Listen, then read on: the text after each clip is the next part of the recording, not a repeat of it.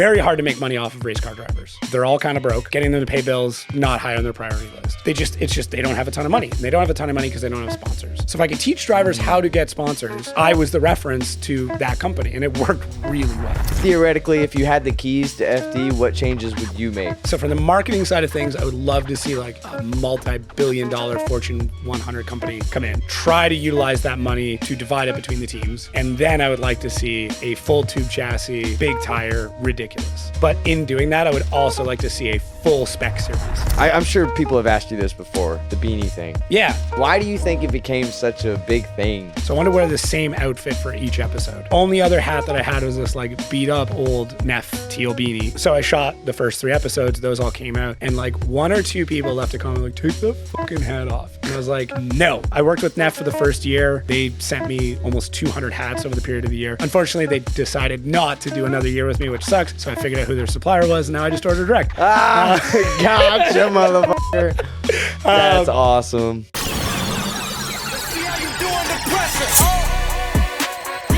Wanted this shit forever. I've been in the field with whatever they throw at me. Brush it off, pick myself up, moving on to the better.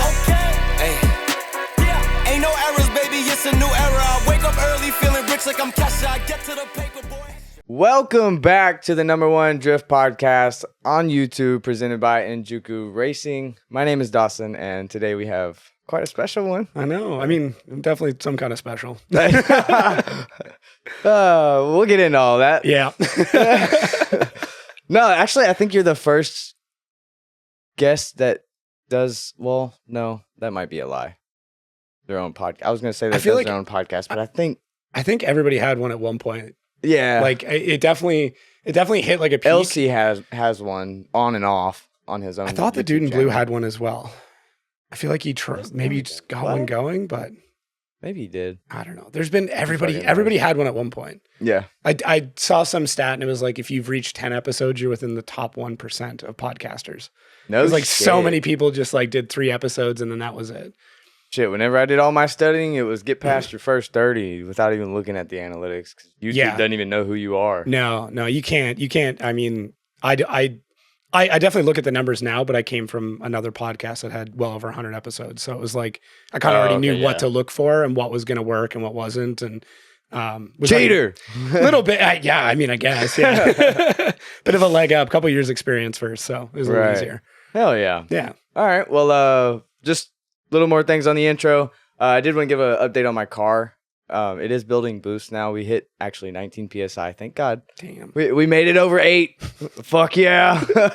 Dude, the only time I made it over 8 with the old turbo was on the big track at CMP at like fucking 80 miles an hour in second gear. Just giving her. And it made 12 PSI. Still nothing. Anyways, but yeah. Thanks to Enjuku, we're getting that sorted out. And actually, I finally threw some Renegade in it on doing some data logging. And before, I was like fighting 215 temp, and it kept it no more than like 208. It's crazy what good fuel will do. Yeah. Yeah. So, and it smells good. It smells like cherry vanilla, if you're wondering. But yeah, so, and of course, all the parts and stuff we may talk about in here are obviously probably on Enjuku, so check that out with the link in the description. And don't forget about the wiring specialties, 10% off. Just use the code on the screen. And of course, links in the description as well. But yeah, you've only got until July, I think, so use that while you can. And then if you haven't already, hit the subscribe button, look below the video, make sure it's not red. If it is, click it and hit the bell notification while you're at it so you never miss an episode. And that's all I got. So, yeah. This is Jacob again from the Outer Zone podcast. If you want to give like a more introduction to who you are in case anyone doesn't know. Yeah. Jacob Gettins, Jacko13, Jako on Instagram, if you want to check that out. But yeah, I run the Outer Zone podcast and then now co-announcer for Formula Drift. And then I also run my own marketing agency, which is ZZX Digital. And then I've been in the Why'd automotive. you say it that way this time? Not ZZX Digital. Because you're not in Canada? No, as soon as I cross the border, I go from ZZX to ZZX. I remember that from Josiah's podcast. Yeah, I joke all the time. Like I speak both Canadian and American because like I can flip back and forth between Celsius and Fahrenheit and that's hilarious. Miles and kilometers pretty quick. It's just I obviously live in Canada right now, but then almost everybody I talk with on a day-to-day basis American. So having to flip back and forth pretty constantly. It's more work than you'd think, man. You just have I'm to sure. Yeah, okay. It's like speaking a whole new language. Yeah, it's just close enough. It's just close enough. Where did the Jaco, where did that Instagram name come from? That was, dude, I think it was like my gamer tag back in like Minecraft Alpha, kind of like that level. I mean, it was either that or Oli the goalie, which I think I still have that Hotmail address. Like, no way. Showing my age with that. You know, like it's great having an old email that you just dump. Like you sign up for stuff and you're like, yeah, that's gonna go to that email. Yeah, I'm on my never second gonna one. check it. Oh, dude, I'm like 4 or 5 in now. Dude, I always tell people, I'm like, please use my other one. Yeah. Use my business one. Don't send it to that one. Yeah, I won't find it. If it's like sign in with Google stuff, I have a Google one for that. And then there's like sign in with Facebook and I have a login for that. And then it's like Nice. my business one. And then I have my dumping ground, which is the Oli the goalie at hotmail.com. Yeah. Yeah. Hell yeah. All right. Well, you just actually came back from LZ World Tour? Yeah. Yeah. Montreal. Okay. Yeah. How was that? It was sick, dude. One, super cool, just like working in Canada, which is nice. Like I got to see a lot of people that I grew up drifting with because the track I started out was only, like 4 or 5 hours away, which in drifting terms is pretty close. Yeah. So that was cool. I got to see a whole bunch of friends that I started driving with years ago. And now I'm, working the event and either they're driving or attending. So that was sick. Fucking nuts. Yeah. Yeah. It was super How did cool. that opportunity arise for the LZ World Tour? Back in Toronto, they needed somebody. So Toronto last year, okay. they needed somebody, and I'd already been doing some stuff with Lake Erie Speedway. I can't remember timeline wise if I'd already done any FD stuff, but like during COVID, I was doing announcing for Electronic Drift Championship, I think it was called. So I've never even heard of that. yeah, I did that for a year, actually with Ryan Lontaine. So I did shit. 5 or 6 rounds of that. I'd already been announcing for a bit, which is like, because people are like, oh, like, how'd you get this? How'd you get this job? And I'm I've like, never heard of that one. yeah, I'm like, I've done it before. That's how I got the job. When did you start? Well, I guess when did you start then? Man, I guess I'm trying to think. I remember I did a voiceover, I want to say in like 2019 of an event that Josiah had actually thrown. So we'd like filmed it all. And then I did like a voiceover announcing afterwards. And that was kind of like the first, it was just it was weird. Was that normal? No, not really. But I mean, FD used to do that back in the day, which most people didn't know, that like the live announcing. News to me. Yeah, because like way back, like probably the first 5 or 6 years, they used to voice over the actual event. Yeah, because they couldn't get the live stream and all of that. Damn. Like there was no live stream at the time. So for TV, they would just have to do voiceover over top. So that's nuts. What the hell? Yeah. I mean, just the technology wasn't there. I mean, it was 15 years ago, right? Yeah, I guess that is true. Whole other, you could have done it for sure. There would have been a way. I'm showing my age right now. This sucks. Yeah, dude, same. So I don't know what year you're born, but yeah. Let's not talk about it. Yeah. I'm sure I look a lot older than I actually am. And I'm trying to grow a beard so I can look a little older. I've been trying. I suck at it, apparently. Same, dude. This is like 3 weeks. That's it. Like, that's all I'm getting in 3 weeks. This is probably like, it'll get thicker where it's at. Okay. But it won't fill in anywhere else? No. Yeah. No. I've tried the needling. I've tried more things I'm willing to admit right now. But yeah. We ain't got to talk about it's not hair gonna happen. Shit. Okay, so one thing that I've always noticed with the LZ World Tour is they seem to like stand out a little bit more. Yeah. Overshine all of the other live streamed events. Why do you think, after being a part of it, it seems to have that perspective? Because it's not taken all that seriously, I think is the big part of it. Like, it's meant to be fun. Even like the track design in Montreal. So originally they're going to run the DMCC layout, which a lot of people wouldn't know because DMCC doesn't do a live stream. They need to fix that. But essentially big, long straight into a huge left-hand 90, which would have been sick. Is that the layout that everyone was talking about in like everyone's videos and stuff? Yeah. Okay. Which would have been crazy, but there would have been a massive divide. Yeah, exactly. It would have been a huge divide. So they had everything boys. set up. Yeah, exactly. Hell yeah. But like the reason why they did so well is because that layout was then changed to make for good tandem, where you could basically skip an entire zone just to finish the lap well. Because like honestly, like if the beginning of a lap is great but the end sucks, people think it's a shit run. Yeah. But you could have a terrible beginning of the lap, but at the last corner, you're door on door. Attention span. Exactly. Everybody's pumped. So Dave and from Drift Games and like the whole team came together, and then the drivers had a lot of input. But then even on the announcing side, like Dave and I don't take it very seriously. Like we work hard, we're trying to put on the best show possible. So in Right. that regard, we're working, but we're not taking it seriously. Like Adam and Colette did a battle, and I was joking about whoever wins, like the loser has to do the dishes. Cause like I couldn't do that in FD, right? Oh Like- yeah, of course not. No, the commentation is way better. yeah. Because I know it's. Does he like deliberately tell you like be looser? It's kind of just acknowledged. Like Okay. we're having a lot of fun the whole weekend. So when we get up into the booth, like that just continues. Caught up in the moment. Yeah, we're like in FD working with Jared, like we're still having fun. Like we have a really, really good relationship. So like we're joking back and forth right up until the time of go time. But then at go time, it's like it's a little bit more intense where we're like, okay, we're at work, we have a responsibility, we need to portray what's going on in the best way possible with the most amount of information. We still have fun, like we still poke Right. each other pretty good, but it's basically just the poking and back and forth with Dave and I. So just a very different working relationship between the two. Well, So- yeah, and then you can. I would say y'all still poke at the drivers too. Yeah. You kind of have to, especially during like the fantasy battles. Oh yeah.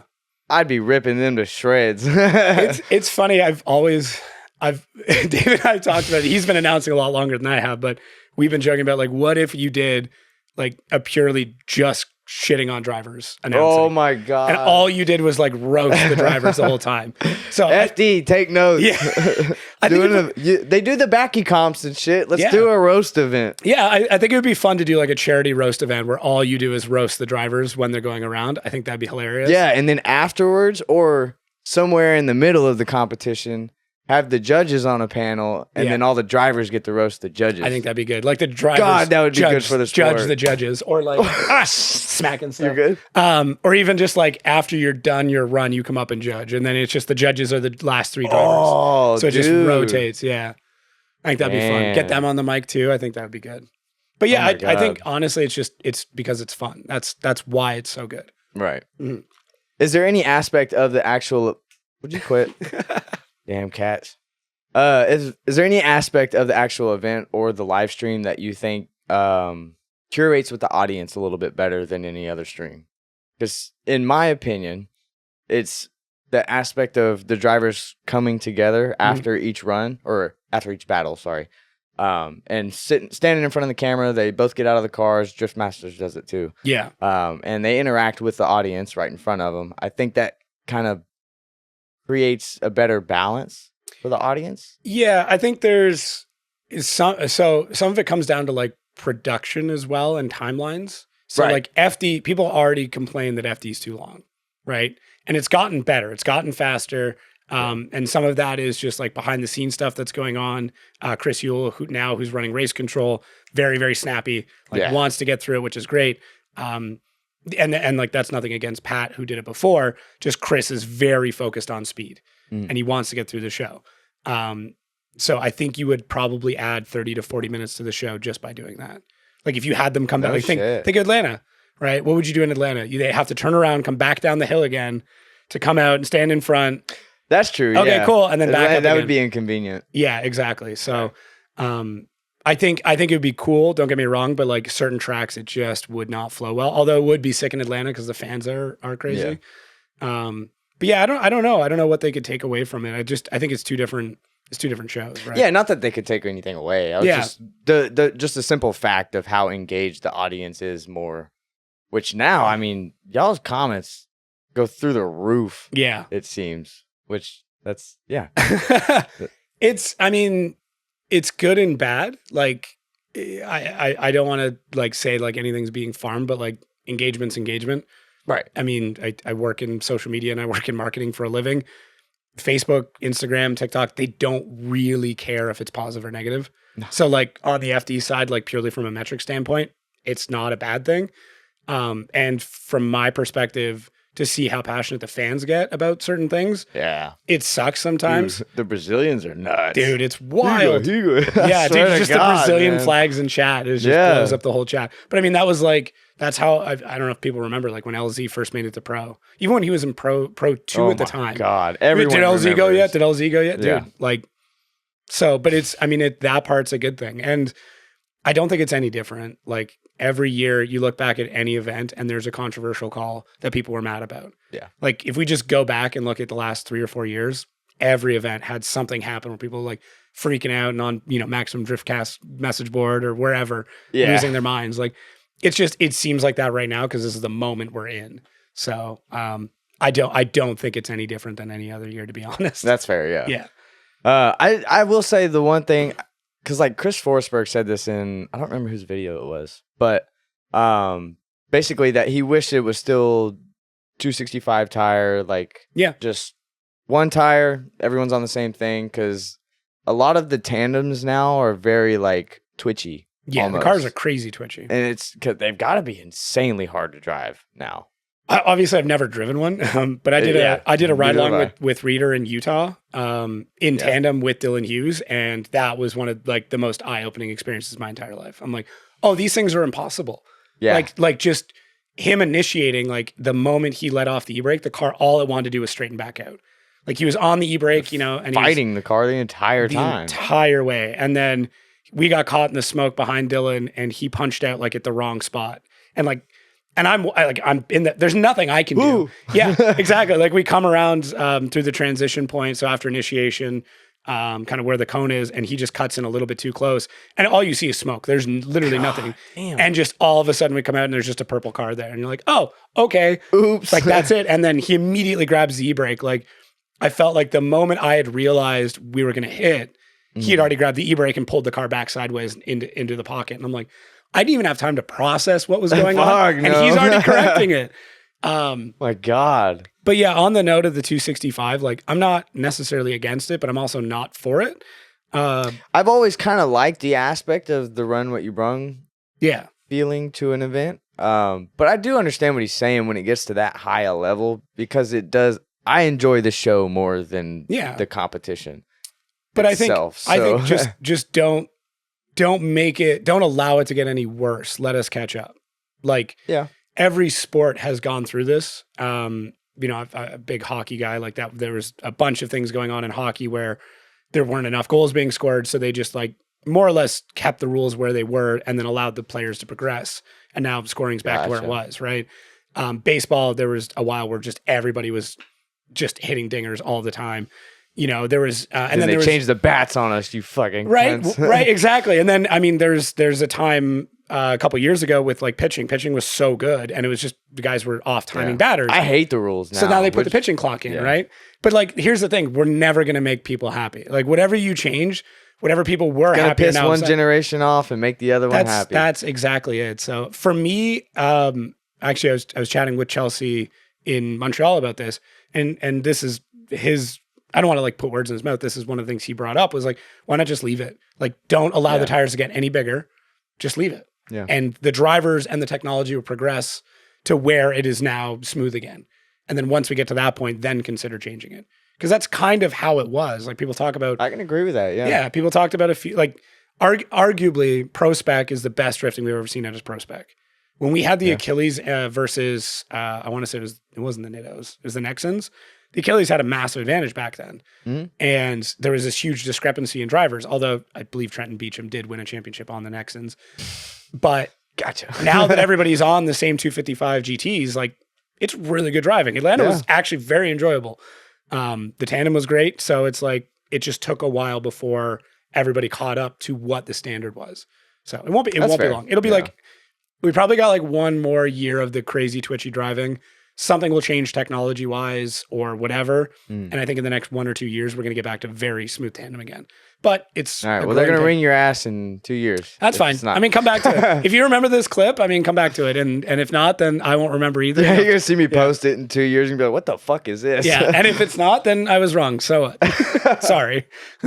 Oh, Jesus. All right. Well, I'm sure we'll get to talking more about FD and all that. But tell me a little bit about yourself and who you were before the media company, before drifting, before all of this stuff. Oh, man. Well, you had to have been doing something, hobbies, whatever it was. I mean, I started as a sperm. Oh, God. I mean, okay. Yeah, I mean, I honestly wasn't into cars until college. Like, I was not like the car kid who my dad was into motorsports. My dad like watched NASCAR as a drinking hobby. Like, that was as close as I got to motorsports as a kid. Fair enough. And then it was basically college where I needed to get brakes done on my car and realized how expensive it was. And my stepdad was like, hey, Self-sufficient or die. basically, my stepdad's like, yeah, you live 5 hours away. I'm not coming to do your brakes. Like, figure it out, kid. So you either need money or you need to figure it out. So I was like, okay, will you go down a phone call and just talk me through it? And he's like, yep. So we did that. And then I was like, man, working on cars is kind of fun. So yeah, that basically progressed until I was done college, was starting to do work. I moved in a couple of high school buddies who, big car guys. One owned like a Mazda 3. The other one was like, I can't remember what gen Civic, like a 2000, 2001. And then we were watching like crispy videos. We were watching Mighty Car Mods. Like that was what we do. Mighty Car. Oh my God, I haven't watched them forever. Dude, same. And they basically had like a living room with a giant TV and everybody just, whoever was there, that's what you were watching, right? So that's all we would do is watch car videos. And I was like, man, we could do this. Like, why don't we do this? And they're like, I don't know. I'm like you're into video stuff. We're all into car stuff. What were you doing for work at the time? I was working in kitchens. Kitchens? Yeah. So I went to culinary school originally. Oh, shit. Man, both of us just breaking this whole studio. Fuck it, whatever. Yeah, wrecked the whole place. The wheels already broke anyway. Yeah, I went to culinary school originally. Started working in kitchens at 13 at a camp. And then, So you can cook? Yeah, I can cook. Hell yeah. Yeah, I can cook. So I was working in a fine dining restaurant in a place called Barrie, Ontario. It's called The North. Marco Armand was the head chef there. I was working in running a restaurant just outside Toronto. That's a long story. Essentially, it was an illegal restaurant. It's a whole, I'm sure it's probably not so illegal here. No, it was more just like they were funneling money through it. Like they'd be like, we're going to write you a check. You're going to sign the check and then we're going to hand you a big wad of cash. And I was like, oh, this seems fine for some reason. Yeah. Fair enough. Yeah. So that closed suddenly, unexpectedly. So then I had to move and I ended up moving in with my buddies in Barrie. So I was working in kitchens and then we basically spend all day, like I'd work all night. We spend all day like making car videos. And it was originally called Automoto Mods. And then the name was very close to both Mighty Car Mods and another company called Automoto Photo because we literally just put both of them together and called it a company. Together. So we changed it to Piston Head Productions. And then that's where I launched the Piston Head podcast, which was the podcast I put on before this. We put out, 100 episodes of that. I think we put well over 100 videos out on YouTube. Wow. Got to like 7,000 subscribers, which like 10 years ago, man, that was it. I thought we were going to make it. So were you picking up the camera yourself back then? No, not really. Did you not even have interest in it? No, I was in front of the camera. I wasn't filming anything. But like, I remember you saying in Josiah's podcast how you were trying to be that influencer type. Yeah. At one point. I was like stuck on being car famous at that point. So I was in front of the camera. I was helping to like get sponsors for car builds, like bring people in, bring different companies in to like help sponsor the videos. And I was really good at that, like just talking to people and being able to do that. So, which had to have been hard back then because it wasn't normal, right? Harder and easier because everybody wanted to be involved with YouTube at that point because YouTube was really like, it was getting big. Man, who was Ray William Johnson was like the big guy at that point in time. Like Philip DeFranco was like peaking, you know, PewDiePie was the biggest YouTuber. So that gives you like the timeline of when. Yeah, fuck you, Mr. Beast. Yeah, exactly. The original, the OG. So companies wanted to get involved because they didn't know how at that point. It wasn't attainable. It was like some black box where you just put money in and you became famous. So we brought on a bunch of sponsors really early on. I remember like reviewing the first torque drift and like that video doing well. And then like them talking to me and like, oh, you could do more content. Dude, I beat myself up every day for not getting into it sooner. Yeah, but I mean, you can't do that. Like, you can't do that. Well, no, I know that. It doesn't. Dude, I got into it sooner and it still took me 10 years. Like, you blew up before I did, and I started 10 years earlier. So don't worry about it. I mean, technically, I've been doing content way before this. Exactly. Yeah. On my own terms, which that account is terrible. If you want to go see it, it's linked in the channel. See it. I definitely want to see it. Oh, God. I mean, if you I did post a video to it recently of testing the car before the livery and everything was on it. Nice. That was cool. Car was driving terribly, but Anyways. Yeah, so that's kind of how it all got started. So I didn't pick up the camera until I wanted to go shoot an event because we were doing like car show videos, right? Like that was the big thing coming from the Crispy days. And they couldn't make it out. And I was like, how hard could this be? I'll just pick up the camera and do it myself. So I just started filming it, and then I had to teach myself how to edit. And then just like all three of our lives kind of like started going different directions. So I started doing some more behind the scenes stuff. The two other guys, one's got their brothers, Garrett and Clayton Manero. Hopefully they want their names on the internet, but they're already out there, so it's fine. Might as well be okay. Yeah, Garrett ended up moving out to like northwestern Canada, like up in the oil fields. And then Clayton's still in Barrie, and then I started moving around. So we still do stuff. Like I think Garrett was doing like some truck videos for a while. I was putting out some content on it, but like I don't think it's seen a fresh upload in a few years now. Damn. So it is what it is, man. Like you kind of, not that we grew out of it, our lives became different. Like everyone's getting married, and I got 3 kids. So like just what's important then is not important now. That's all. Were you all doing it full time? No, we all had jobs. Oh, okay. So still working. You were we weren't making shit. Working as a chef or Yeah, I was working in kitchens. I ended up getting my girlfriend pregnant at the time, who I only knew for 6 months. We're still together now, so like happy ending on there. Here's to that. Yeah, right. So I ended up moving back home to like a couple hours north of there, and then running a concrete plant because it was those brothers. Their dad was the manager of a concrete plant, so I was like, I need somewhere to work. So moving back home, kind of similar like this. Not what you can do is who you know. Or like how well you can lie in an interview. That was the other part. Yeah, that's fair. I was like, they're like, how are you like prepared to manage a concrete plant? I'm like, well, it's like running a kitchen. There's orders, there's ingredients, there's servers, which are concrete truck drivers. I'm like, how different could it be? Way different. Totally different. Sure. But I figured it out, man, because I needed to. I had a kid on the way. I was like, it's a decent job. It had benefits. Like kitchens, you don't get shit. So I was like, I was like making like 50 grand a year, and I was like 22. So I was like, oh my God, like all this money, right? At the time. Yeah. So I bought a trailer for like $80,000, lived in a trailer park for 5 years. Like I had kids, man. Like I was like, I could buy some, I couldn't. I mean, I could try and buy some big house, or I could just buy something that was affordable and, just lie about where I lived. Shit. Yeah, it was pretty cool. I had like a hot tub inside. It was great. This is the most white trash thing ever. Oh my God. It's great. Okay, so how long did you work there? 6 years.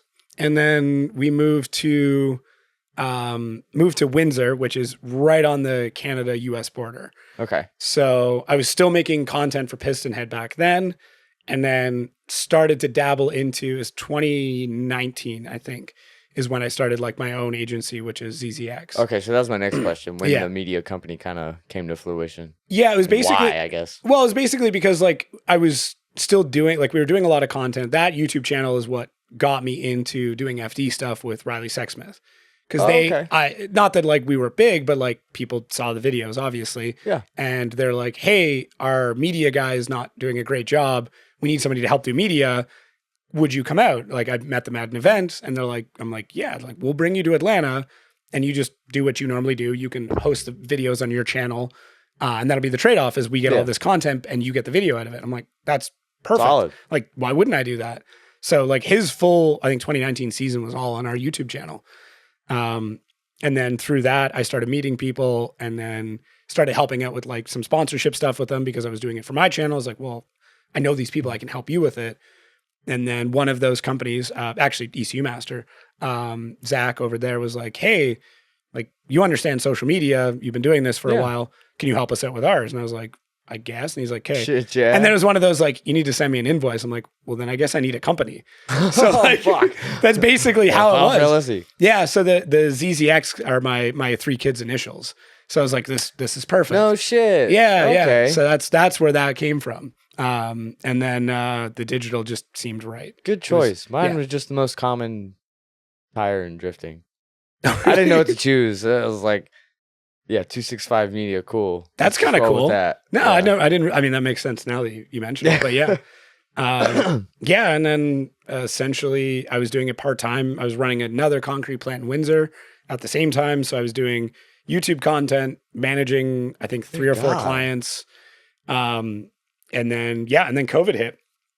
So basically, I walked into work one day. Oh, go ahead. No, okay. Finish that then. No. I basically went into work one day and they're like, you're the new guy here. Even though I was kind of managing the facility, there was other people that could do it. Like, you're the new guy here. You don't have a seniority.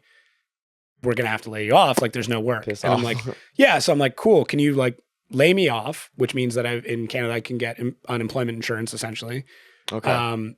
And then I'm just going to go balls deep in my own company. Like, why not? Right. Yeah. What else am I going to do? Yeah. And the upside was at that time, everybody had to move towards social media marketing, digital marketing, and online sales. I'd already had a couple years. Was happening at that moment, literally. So I had, at that time, 5, 6 years of social media filming, that's posting background. It's like identical to what happened to me. Yeah, exactly. So like, it's just, I right place, right time, right experience. Everybody was selling online. In that time, I got really good at making Facebook ads, developed a couple really interesting systems. And anyways, and word kind of got out that I knew all this stuff. Zach was really good, started passing my number along to a bunch of people. And then it went really quick. Like 2020 happened. I think I did it full time by myself for a year and then hired my first employee, a guy named Kyle, who actually edits the podcast now. Nice. Still works for me. Shout out Kyle. Yeah, dude, Kyle's great. He's in Vegas right now installing like a big sim system for somebody. You lucky bastard. Dude, yeah, what I know, a job. I know, dude. So still works for me. That's like his side hustle. Like him and a buddy does that. Fuck yeah. Yeah, he was my first employee. If I ever decide to get a sim, I'll hit you up. They're really expensive. Like maybe not then. Well, maybe in like 5 years, 10 years. Part of the install cost is that him and another guy fly there to install it. Oh yeah, I'd expect that part. Yeah, no, they're like, I can't remember. I wish I remembered the company name, but they're like multi-axis. They've got yaw Tell control. me afterwards. So then I just right place, right time, and then my agency scaled really quick. I think I hired another 2 or 3 people after that. Partnered with another agency. Okay, hold on. A bunch of stuff. So the first time I even recognized you or saw who you were was your old. Because you had your media company had a TikTok account. Yeah. And you were doing like your own personal videos of like tips for automotive marketing and stuff like that. And that's how I originally found you. Was this around that time? Yeah. Or? So essentially what I figured out is one, very hard to make money off of race car drivers, right? Love working with them. Yeah. They're all kind of broke. So getting them to pay bills, not high on their priority list. Yeah. Love all of them, but they don't have a ton of money. And they don't have a ton of money because they don't have sponsors. They don't have sponsors because they really don't know how to get sponsors. There's no, point to me the book that tells you how to get sponsors. It doesn't really exist. So what I had figured out is if I can break even on drivers, but make relationships with sponsors and get them sponsors or teach them how to get sponsors, when that sponsor goes, how do you know this? And they go, that guy showed me. And then they look and go, oh, this guy runs a marketing agency that deals with automotive brands. It makes sense. So I use the drivers as lead generation, essentially. So if I could teach drivers how to get sponsors, I was the reference to that company, and it worked really well. Holy shit. Yeah, it worked super, super well. We developed a course. I was doing a course at one point in time teaching drivers how to get sponsors. I was putting out free tips on TikTok to get all that stuff going. It worked. It worked really well to a point where I stopped doing it because I'm like, I can't handle more clients. So I'm good. I did what I needed to do. Because I was a little confused why those videos never really popped off. It was almost like car guys just don't give a shit about the marketing side. It's because it's effort. It's work. It absolutely boggles my mind that someone will drop $3,000, $4,000 on a body kit, right? But they won't spend $300 to bring a media guy to an event. That makes no sense to me. Which $300 is undersold in today's times, by a lot. Yeah, exactly. But I mean, the amount of guys out there, guys and girls out there that would work basically for free to shoot content for you, even at the pro-am level, is crazy. Yeah. They just want the experience and you need the content.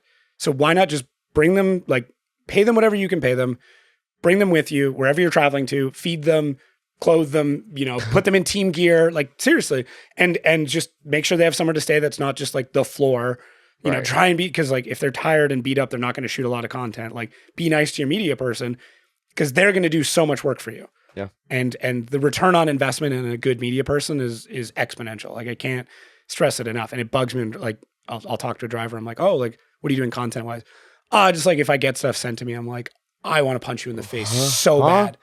Even at the highest levels of drifting, I've seen it. Where guys are like, yeah. I've gone through every single driver in FD, Yeah. for the most part, and looked at their content, and it boggles my mind. And then I look at their sponsors, and I'm like, what are they paying for? yeah. I mean, Sometimes I'm genuinely confused. Now I understand, like, yeah, there's a lot. there's different discrepancies when it comes to FD, and like the sponsorships is just different at that level, but it's wild. Yeah, but there's nothing saying even at the pro-am level, if you know how to do it, you could be making as much money, if not more, than the vast majority of the pro guys. You just have to know what you're doing. That's it. Yeah. So that's the main reason why I did it, because like it would bug me. The other part is like I would deal with a brand and like, yeah, we sponsor these 6 race car drivers. I'm like, cool. And an event would finish and I wouldn't hear anything from that driver. And I'm like, send them an email. How'd your event go? Oh, it went terribly. Okay. What did you get from it? Nothing. Okay. So why is this company giving you anything? We worked out a deal at the beginning of the year. What are your deliverables? Oh, they didn't really say. So I'm like, okay, cool. So this is both the company's problem and the driver's problem. So companies are not listing like in a very clear list, these are the deliverables I need to get from you by the end of the year or after every event or every week or whatever. And then drivers wouldn't do anything because why would they? No one told them. Or a company does lay them out and the driver still doesn't do anything. And then we wonder why brands are like, oh, I worked with a drifter, I worked with a driver. Because it's not just a drifting problem. It's I'll tell you right now, it's across the board in racing. Like it's not just a drifting issue. Yeah. I'm circle track. I've gotten a little glimpse at what you're talking, so I can definitely see what you're saying. Yeah, and then it's like, oh, we tried sponsoring people, but they didn't give us anything. But then you get somebody who knows what they're doing, and they're with a company for a seriously long time. Like, go look at anybody in FD right now that's been with a sponsor for a really long time. Take a Chris Forsberg. Dude's been with NOS forever. Oh, yeah. There's a reason, and it's because he hits all of his marks, hits all of his deliverables. He has he has machine. at least one media person working with him at all times, if not 2 or 3 working at all times that event. Crazy. It's a line item. Like he goes, let's say I don't know how much. I honestly don't know how much. Let's say it's $300,000 for the season. He goes, cool. I'm gonna take 50 of that immediately and put that back into my program for content. Just Smart man. Yeah. Hell yeah. 20% of your budget should go to marketing, Jesus. at least. So that's my opinion. Whatever you budget for a season, 20% of that should be going towards media and marketing. And then if you make that money back, cool. That's a pretty good return on investment, right? That's a 5 return on ad spend essentially. Yeah. That's crazy to think about. It's just think about it that way. If you went into a casino, I don't care about competition, so like I've never even tried to process it that way for those type of drivers, but like if I said to you right now, you could go into a casino and put in $20 and make $100 out every time, would you do it? Of course.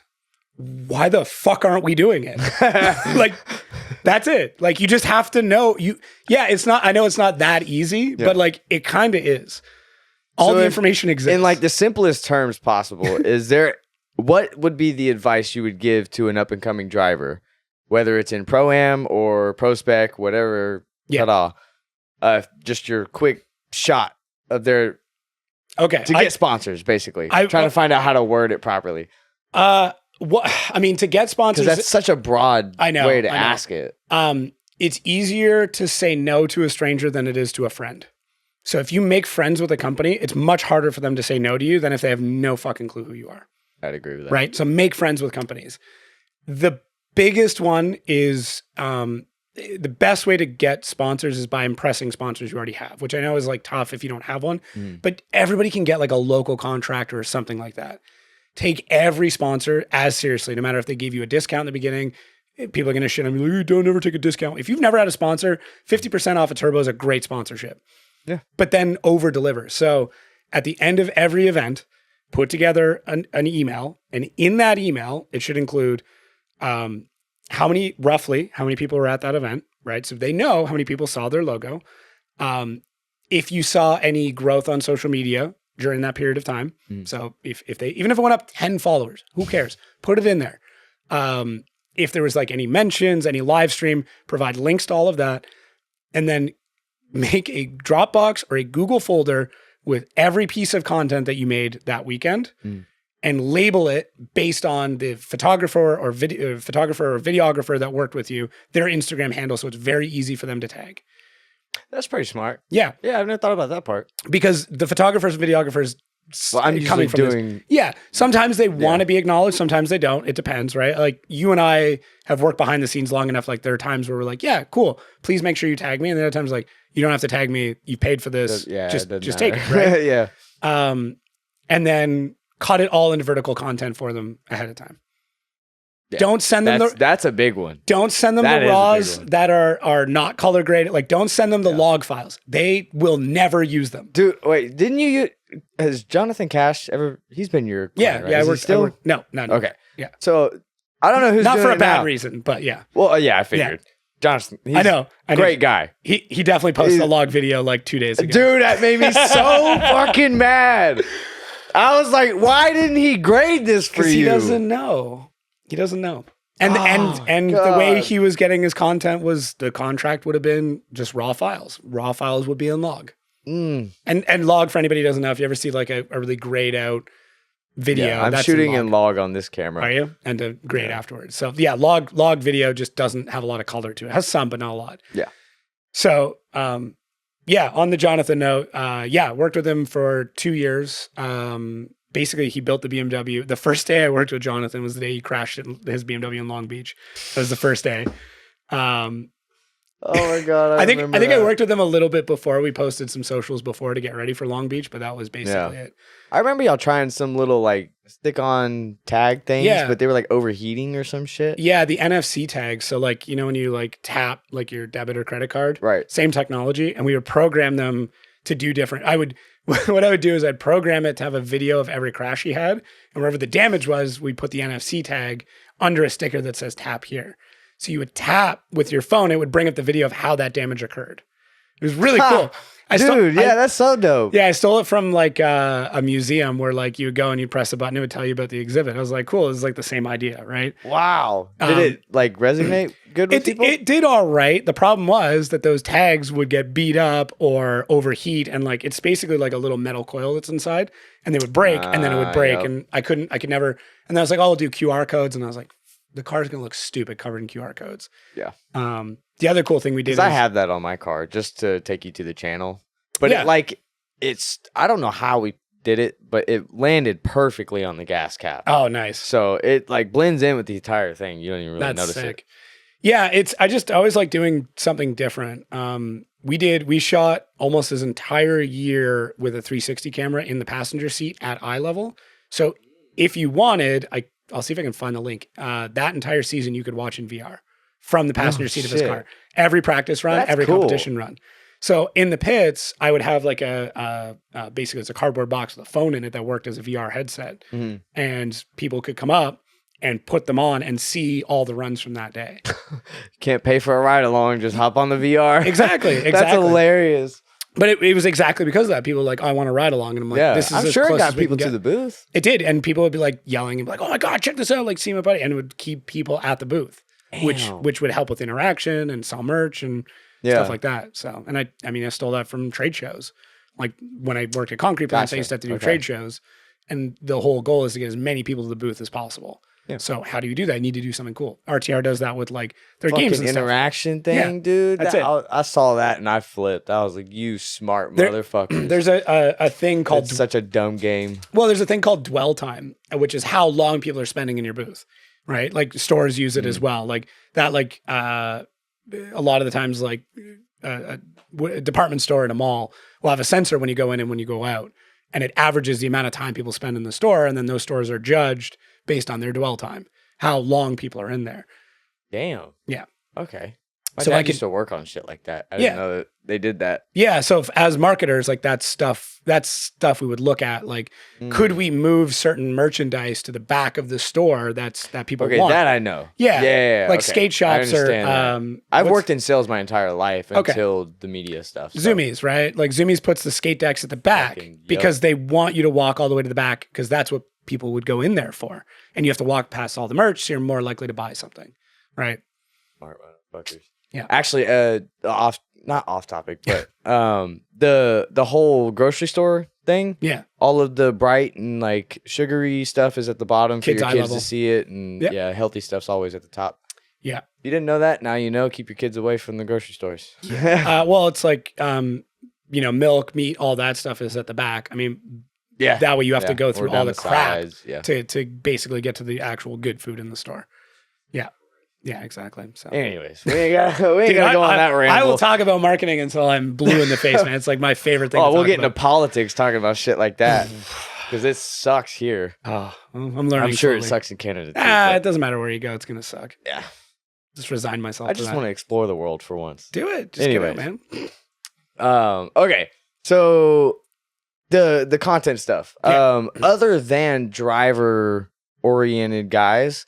What do you say to people like, I hate using myself as a reference because I don't consider myself an influencer per se. Like I would suggest Jimmy Oaks or Adam LZ, all of them, true influencers. Do you think that aspect of content is dying or dead already? I wouldn't say it's dying or dead. I think we definitely had a huge peak.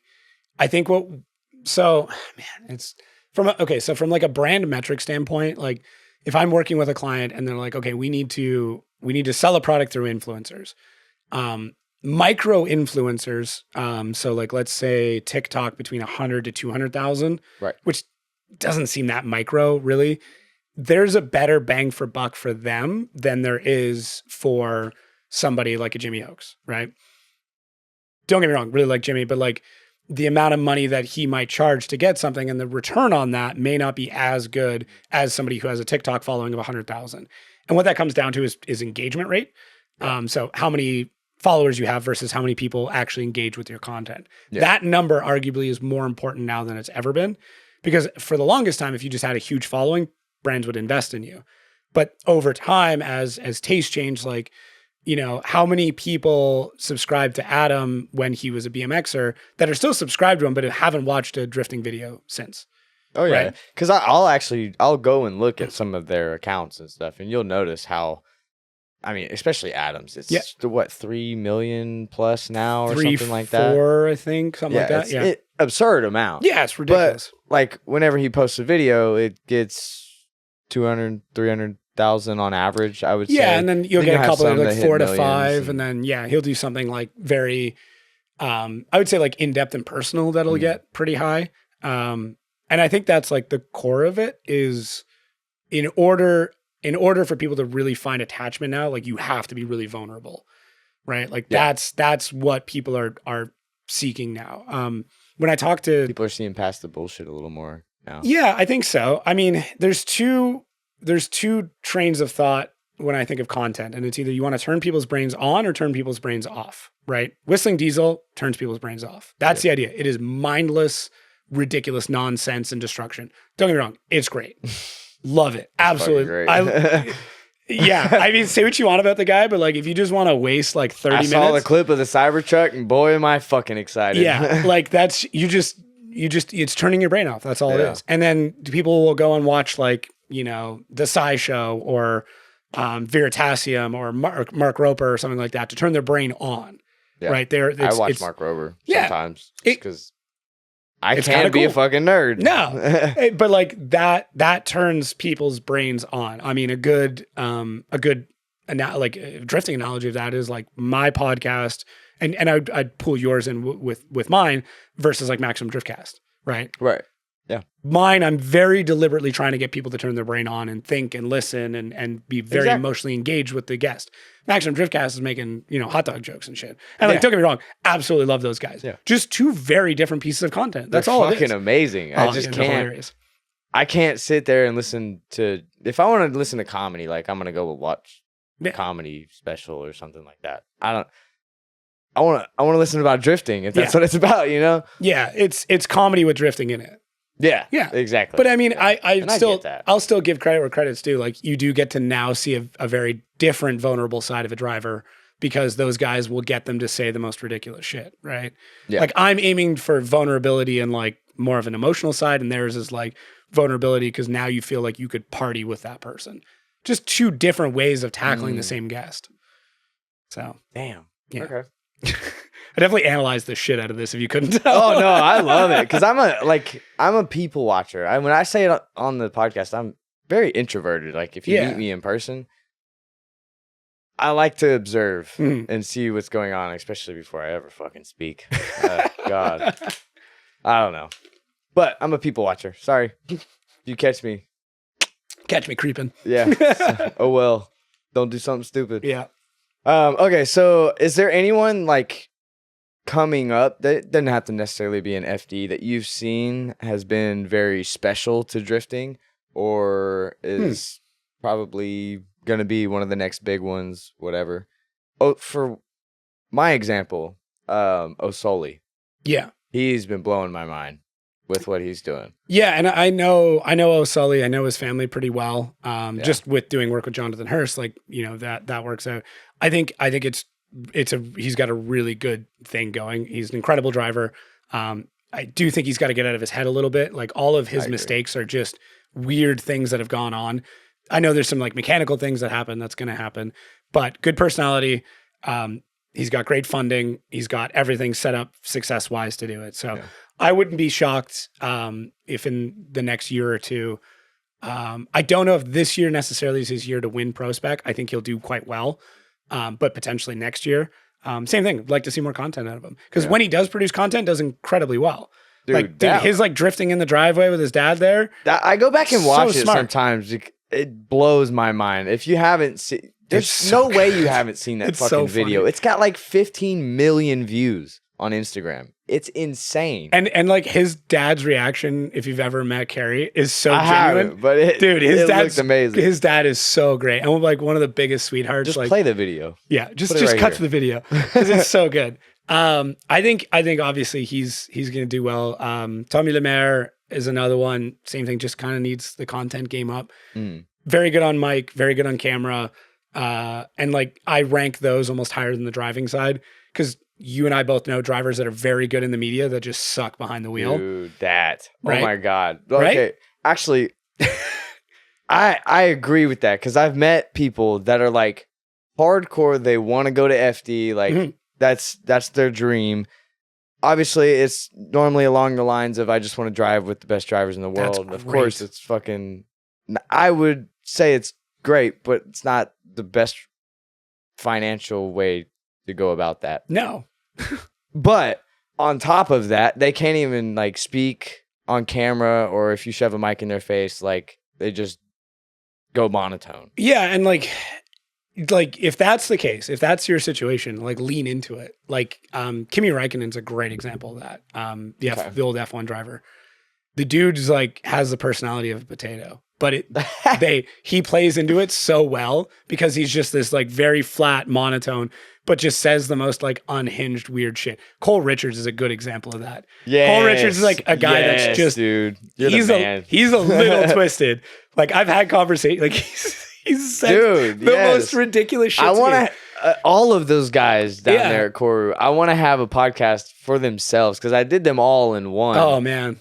Greg got cut out because I lost. Which sucks because Greg's the best. I felt so bad. Greg's the best. Yeah. But that was just terrible timing anyways. That happens. Dude, the technique, like what people don't realize behind the scenes of a podcast, I've had more sleepless nights over this fucking podcast than I have over like anything else. We're just weird shit's going on. Oh man. But yeah, honestly, like just whatever your personality is, just lean into it. If it's you being quiet, find a way to make quiet content. Like your content could just be ASMR. It's weird. It's different, but like Taylor Ray is damn near that. Taylor Ray like doesn't have a big personality. He's very just straightforward. Like he's not an exuberant person. That's fine, but he still makes very matter of fact good content. Oh yeah, he's got the strategy down. I don't know what the strategy is, but he's got it. Consistent. It's engaging in the fact that it's very relatable.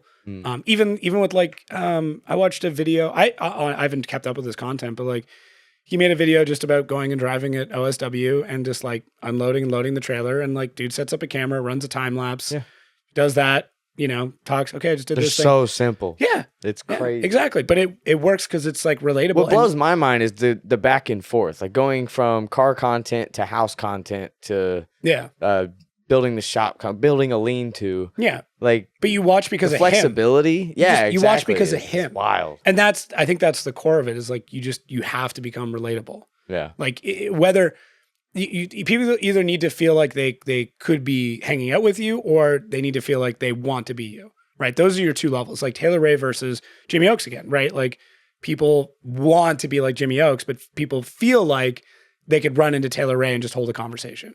Like he's your next door neighbor. That you're like, oh shit, look at, neighbor brought in a big toy hauler. What's that about? Oh, go over and have a beer. Right. Whereas like Jimmy Oakes or Adam, like they're doing all this crazy shit and you're aspiring to be them. Whereas Taylor, you're kind of aspiring to be alongside him.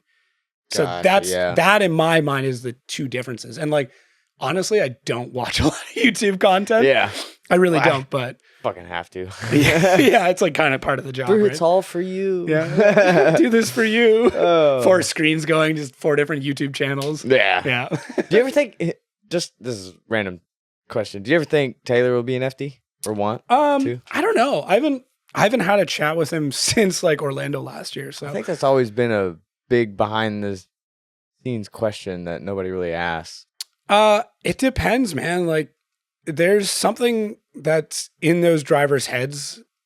Like I've talked about it before, but after working with certain drivers, like there's a part of their brain that like you need to have, and it's this almost animalistic, like, I don't give a fuck. I'm here to take everybody down no matter what.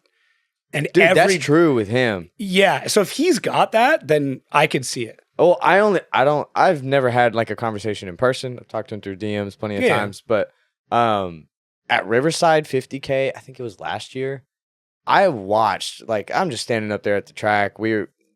Scott was already beat out. It didn't matter. So I was just hanging around. And even though he got knocked out as well, Taylor did, he was still going back up for every single battle. Mm-hmm. He made sure he didn't miss a single one, almost like he was just taking mental notes. Yeah. Even if he had to run back to the trailer real quick, jump on the one wheel, run over there, and be right back immediately. Just would not miss a beat. And even, of course, while he was still in the competition, just non-stop studying, it seemed like. Yeah, I mean, if you're doing that, then that says to me that you at least have enough to go for it. Maybe not enough to like win the whole show, but like I've just seen it. Like I've chatted with drivers, and there's a mentality that if you don't have that, like I'm here to beat everybody, you're gonna get washed out of it really quick. And most of the time, it doesn't happen outside of the car, but like seeing it inside the car, like seeing just onboard footage of drivers, like it's a switch. Like the door closed, like sometimes it's like the moment the door closes, sometimes the moment the lights go out, like it depends, but they all have it. And that's the thing that I watch for. I'm like, oh shit, this guy's going somewhere. So if you don't see that like animalistic, like super intense, like you almost watch their pupils dilate, like I'm like, it's so hard to explain. I would say the best example of that would be Matt Field. As much as I don't like agree with the way he goes about he carries it outside the car more. Yeah. Whereas like Frederick Osbo, like outside of the car, you'd have no idea. Book but like you'll see it every once in a while. Like FD will do like a highlight reel, and they'll cut to like a shot of Osbo with his visor up, and his pupils are like too big. Like you'll look and you're like, what? Like it's bright as shit out. Did he just drink a gallon of creatine? Exactly. What's happening? But like that's like it's almost like, I don't know if you like watch Dragon Ball Z at all, but it's like Gohan going beast mode. An anime guy. Dude. Yeah, for anybody at home, like Gohan going beast mode is the best way I can explain it. It's just it's what the hell? It's like going Super Saiyan, man. Like there's just this moment where it happens and you're like, oh shit, like they're gonna do it. Like they may not win the battle, but they're getting to a zone. I know what you're talking about, because I played baseball growing up. I see your little league stuff up there. Oh yeah. Damn, I forgot that was even there. It's cute as hell. I love it. Oh, dude, I've got a box full of trophies, and that's not even half of them that I had. Weird flex, but I like it. Yeah, very weird flex. I did a lot of travel ball when I was a kid. Damn, what was I even talking about? But yeah, like that moment of like going up to bat where you're like, you do your routine, right? Dude. Like you knock your cleats off. Before every game at high school, man, I had a playlist that I listened to. Yeah. Did my stretches. Like I can't hear anyone. I've got headphones in the entire time, all that stuff. And so I know exactly. You know before you're going to do well. Like same thing. I just got back into playing hockey this year, and like I played a game last night, and I knew before I even pulled to the arena it was going to suck. Like, I just knew. I was like, man, I ate too much at dinner. I'm tired. I played the game before. Sluggish. I gotta drive 9 hours tomorrow. Like, I'm just not in the headspace. And I didn't play well. But the day before, I got up early. I did my stretches. I put on Parasite Eve by Bring Me the Horizon. I was just like in the zone. I was like, this is it. I fucking rocked that game. And I just knew. I was in the dressing room, same thing. Like, no one could talk to me. And I was like, yeah, okay, yeah. Got out on the ice and just crushed the game. It was great. So your head in the game. Yeah, man. That's literally a thing. yeah. There's something about it. Oh yeah. All right. Well, speaking of all the drivers and stuff. Yeah. Since you've gotten to have basically conversations with every single one, right? We're missing a few. I think João Barrion, Diego Higa. Okay. Yeah, which I talked to both of them. Like, they're concerned about the language barrier. I'm like, guys, it's fine. Like it's all good. Yeah. Like, don't worry about it. Hiro Manoa, I haven't chatted with either. People can read. We're good. Yeah. Well, most of us. Anyways. Okay. So my question with that is, do you think have you noticed that all of the drivers collectively agree on, say, this one thing that they would change to make FD better for the driver specifically? I don't think any of them truly agree on one thing. I wouldn't expect them to. No, I'm trying to think. There's the conversation about FD is just nonstop. Like, it's always going, like, between the drivers and everybody else. But yeah, I haven't found one thing where they're all like, yeah, no, if we change this thing, it'll be fine. Some are like all for bigger tires. Like Brandon Sorensen is like, I want full tube frame chassis. I want the biggest tires we can have. If we have to do like a tire change between runs, I don't give a shit. Right? Doesn't care. Tell me you got money. Yeah, but like, I mean, from his perspective, why it. Not, right? Like, if you want to be the biggest motorsport, if you want Brandon and Amanda are probably one of the best things for drifting at the moment. I don't disagree. For FD. I don't disagree at all. I think like anybody who sits there and is like, oh, it must be nice. Yeah, fucking right. I bet it is nice. But they live that shit up too. I know you would. Yeah. Are you really gonna sit there and be like, yeah, I'm not gonna do that. But like, also, they're funded by the Air Force. So like, you might sit there and be like, oh, family money. Air Force isn't family money. Their family doesn't own the Air Force. Nah. So that I don't want to like spill any secrets, but that came about like due to really good marketing and knowing how to pitch a very large company. One of the biggest companies in the entire world. Fucking American Air Force. I come from a military family. My sister's in the Air Force. All that shit. Like, no. That's gotta be fucking hard. Yeah, that's not an easy contract to get. Like, that's so. But talk about serious people. Yeah, exactly. But literally militant. I think the one thing the drivers agree on is they want to give the fans the best show they can. And that's what it comes down to. Because like, that will be the argument for their case, whether it's bigger tires or smaller tires. Well, like, does it give a better show? That, because like, you could argue both sides. A 265 may give a better show in tandem. Yeah. Running 355 full slicks would also be a crazy show. May not be a crazy show because of tandem. It's going to be fast as hell though. So you better keep up, buddy. I don't know what to say. Exactly. Right. Like, top fuel is almost too fast. Like, how exciting is done? Yeah. Right. Well, the changes, I guess this year, is there any of them that you personally didn't agree with as much? Man, that's a for the most question. part, I agree with a lot of them. Like the no qualifying, I actually genuinely love that. I do. I'm so happy I dodged the bullet of not having to announce qualifying. I won't lie. Man, that's why. Real quick, it's just long. Although the one thing I do miss the one thing I did like about announcing any qualifying is you have a period of time to just talk about one driver. Where like I could hyper focus on everything that's going on with that one driver. Provide whatever, I could information-wise in one spot where they weren't sharing the spotlight. Right. That was the one thing that was really cool with it that I kind of missed, but it's also a really long period of time that not a lot of people watched. I mean, really, that's what it comes down to. I'm sure it almost felt like a waste of time sometimes. Yeah, I mean, it's like from being on a team side of things, it's super nerve-wracking because you're like, oh shit, like especially if the first qualifying run didn't go well and you're like, cool, all comes down to this. Like, we may not be doing anything tomorrow. I guess. Exactly. But I mean, same thing with seating 16. Yeah, I don't know. I try to stay very agnostic about all the rule changes. Yeah. I want to announce from a point of being agnostic. I don't want to try and push my opinions on it, so I try not to have an opinion. Oh yeah, I would say the correct way to go about it. You You wouldn't be in your position if you went the other route. Yeah, if I was like super like hard line to one side or the other, it's very difficult to try and be an announcer at that case. Like I definitely have opinions about things, and there's certain things I like more or less than others. But when it comes time to like being in the booth, I'm like, well, whatever happens, I will argue both sides of it. You're in theory the voice of FD, so you would be putting FD in a box. I'm the other voice of FD.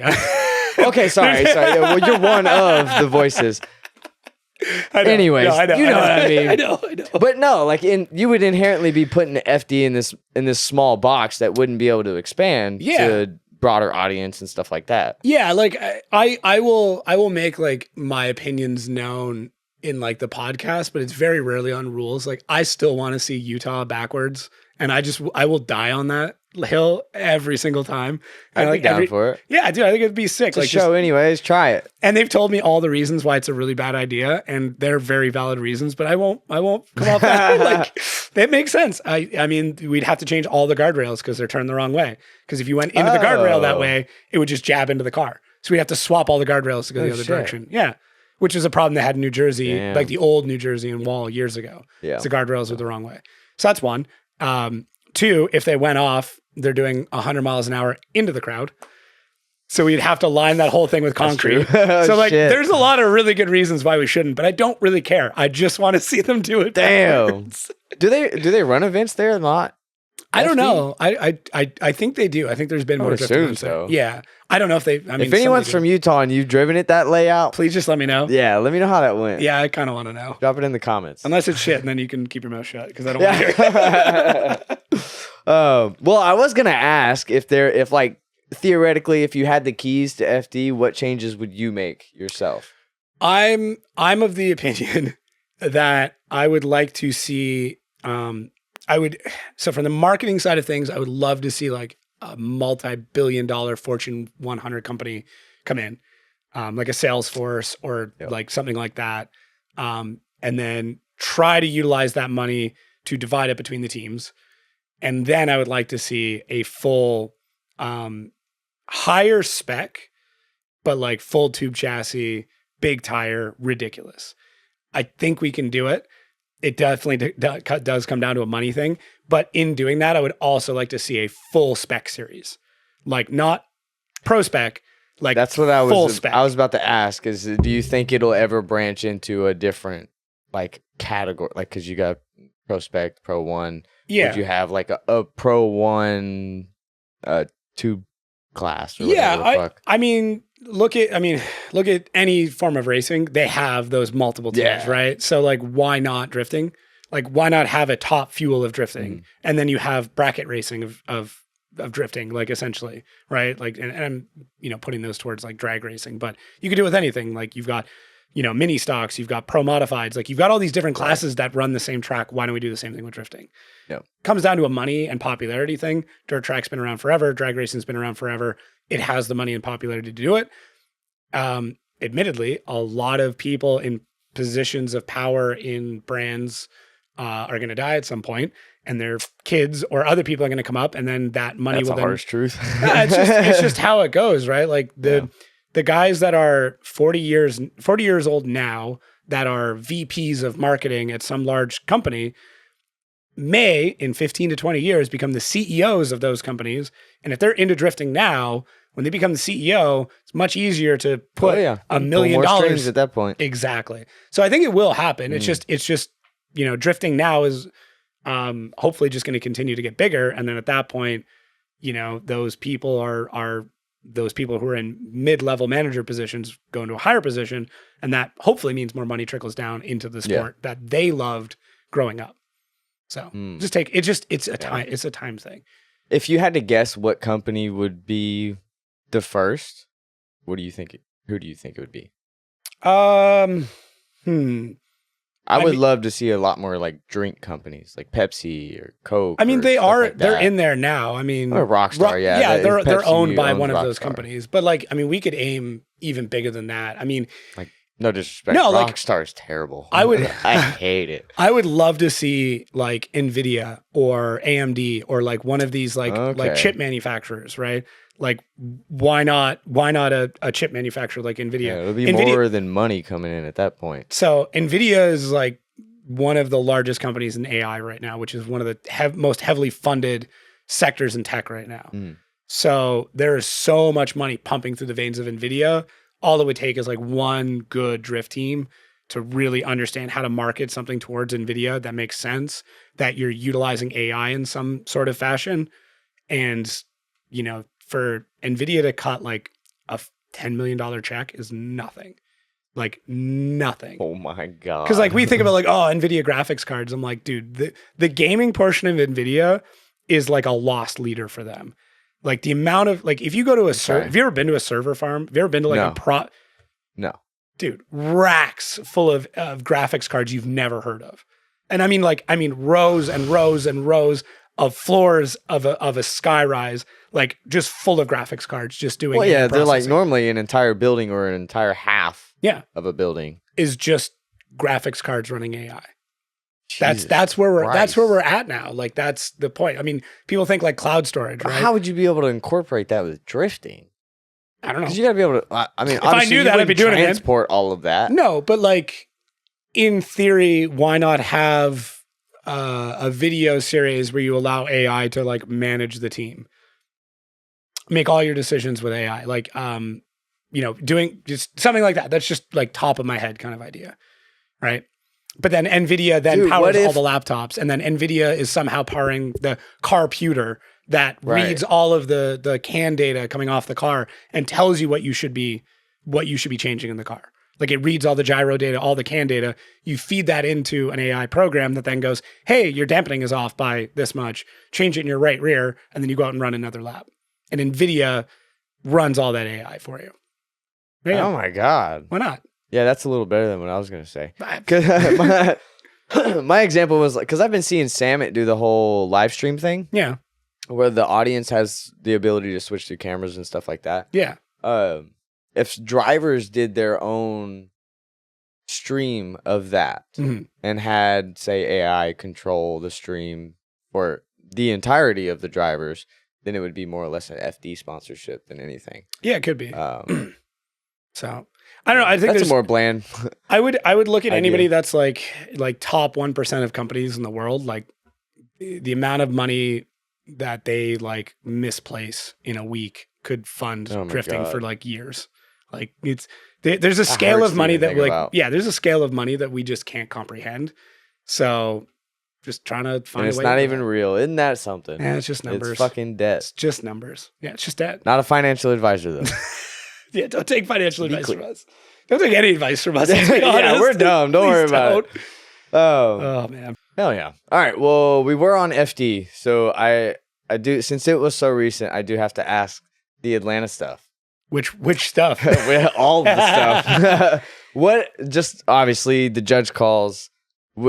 We can go into individual drivers, but what was your perspective in that moment of what was happening? Because I could tell both of y'all were like all over the place. So in any situation, I will always try to see both sides of it. Yeah, exactly. Right. Like if, you know, I mean, there's a couple of calls, obviously the Adam Matfield one, and then the two different calls on Rome, right? Which may have looked like the same type of incident, but like two different incidents, really. So from my perspective, like I will always. So Jared, I mean, let's put it first. So Jared is calling the play in real time, which is arguably way harder than what I get to do. Because couldn't fucking imagine. I don't know how he does it. I don't. Shout out to you, bro. Dude, I have no idea how he does it. I've had to do play-by-play and it's not easy. So I will listen to whatever he has to say while like very much like analyzing as best I can because I get one shot to look at it and then have to provide my thoughts on it. Whereas he's providing his thoughts in real time, which is significantly harder. So I'll listen to what he's saying. I'll be watching it. And then I will, if it's pretty blatant of like, you know, somebody went off track and like there was no contact or whatever, then I'll immediately just agree with them. Cause like, it's pretty clear. Yeah. if I think it could be misconstrued in any direction, I will then just try and poke the other side to start getting a discussion going between him and I, right? I will, right? So, yeah, exactly. And then, you know, he might argue his point, which then I might kind of like come over to his side a little bit and then come back and forth. So, in all of those situations, I will caveat all of this. I know people just want me to like make an opinion. I think obviously judging is the most difficult thing to do in drifting. Absolutely. I will preface this. Yeah. I understand, I think, where the judges were coming from. Yeah. But I'm just curious what was going through your head realistically. So in the Adam one, I thought his car broke. Like, really? I thought his car broke. Like it looked like in watching that replay, like obviously watching Adam's in-car afterwards, you see how violent the hit is. The first replay we saw, like through the smoke, it doesn't even look like there was contact. Yeah, but what about the straighten? Because to me, and to almost everyone, it looked like Matt straight. Like he did straighten, but the rule book now allows for a straighten. It's just a massive deduction. There's no zero for straightening unless you drive straight for more than 2 seconds. That's the rule. So there's no zero there. Matt has a massive deduction for sure. Like, did he? That's my rule that I wish never changed. Then is like if you straighten, that's a fucking zero to me. But define a straighten to me.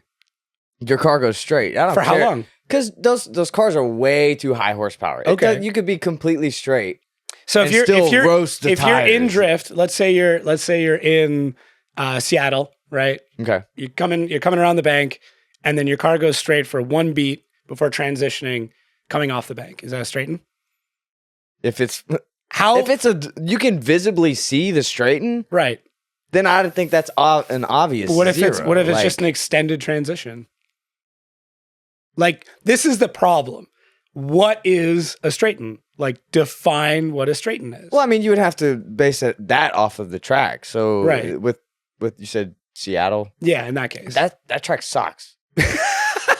Okay. Like, yeah, there are some points where that's gonna be a little hard to even acknowledge what's straight and what's not.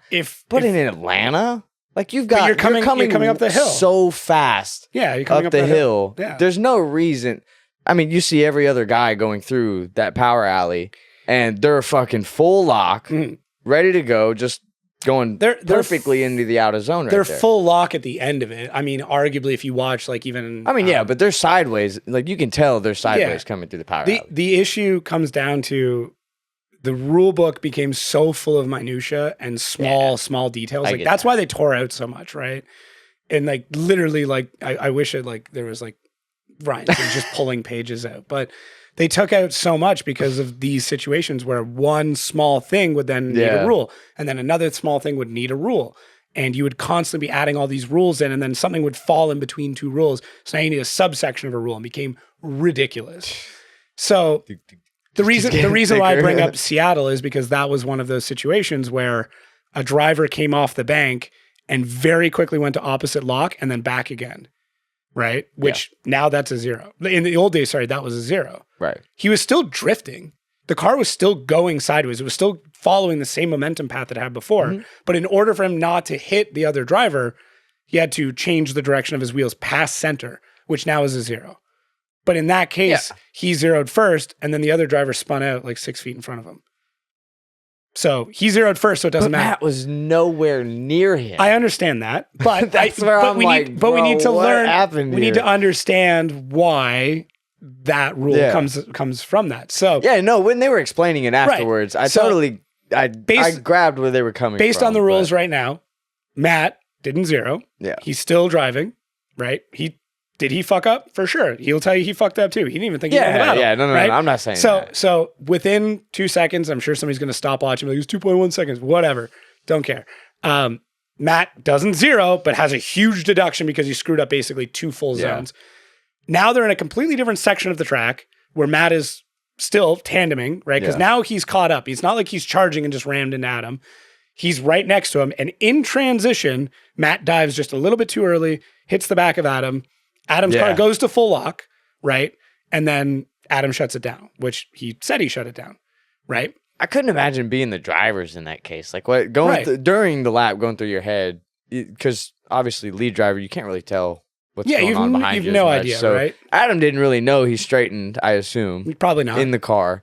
But when the hit happened, like knowing all of the rules and everything combined, especially with all the changes, right. how do you make those reaction decisions? Because he just chose to shut it down at that moment. I mean, if you watched his in-car, like it hit and he goes to full lock and just like realizes he's been hit and just shuts the car down, comes off. I don't know if he like physically pressed off or like just came off the throttle. I can't remember. But essentially, in watching the first sets of replays, the judges looked at that and went, it was a minor amount of contact because based on their perspective, because they don't have in-car, it looked like a minor amount of contact. And then Adam's car no longer was driving. It was no longer drifting. Yeah. Right? So they consider that a small amount of contact and then, he stops. And we'd seen bigger hits than that earlier. And then we saw a bigger hit than that later at the exact same spot. I think it was Forsberg. Probably not, but there was but like it was more blatant where the car was like next to him in transition, whereas this was like nose to tail kind of thing. And then basically the judges in their minds went, okay, Adam stopped driving. Matt didn't zero. Adam did zero. Matt gets the win. So crazy. Right? I hate to be the judges in that perspective. Right. Too. And like maybe in hindsight, looking back and looking at in-car and having the benefit of time, they could do that.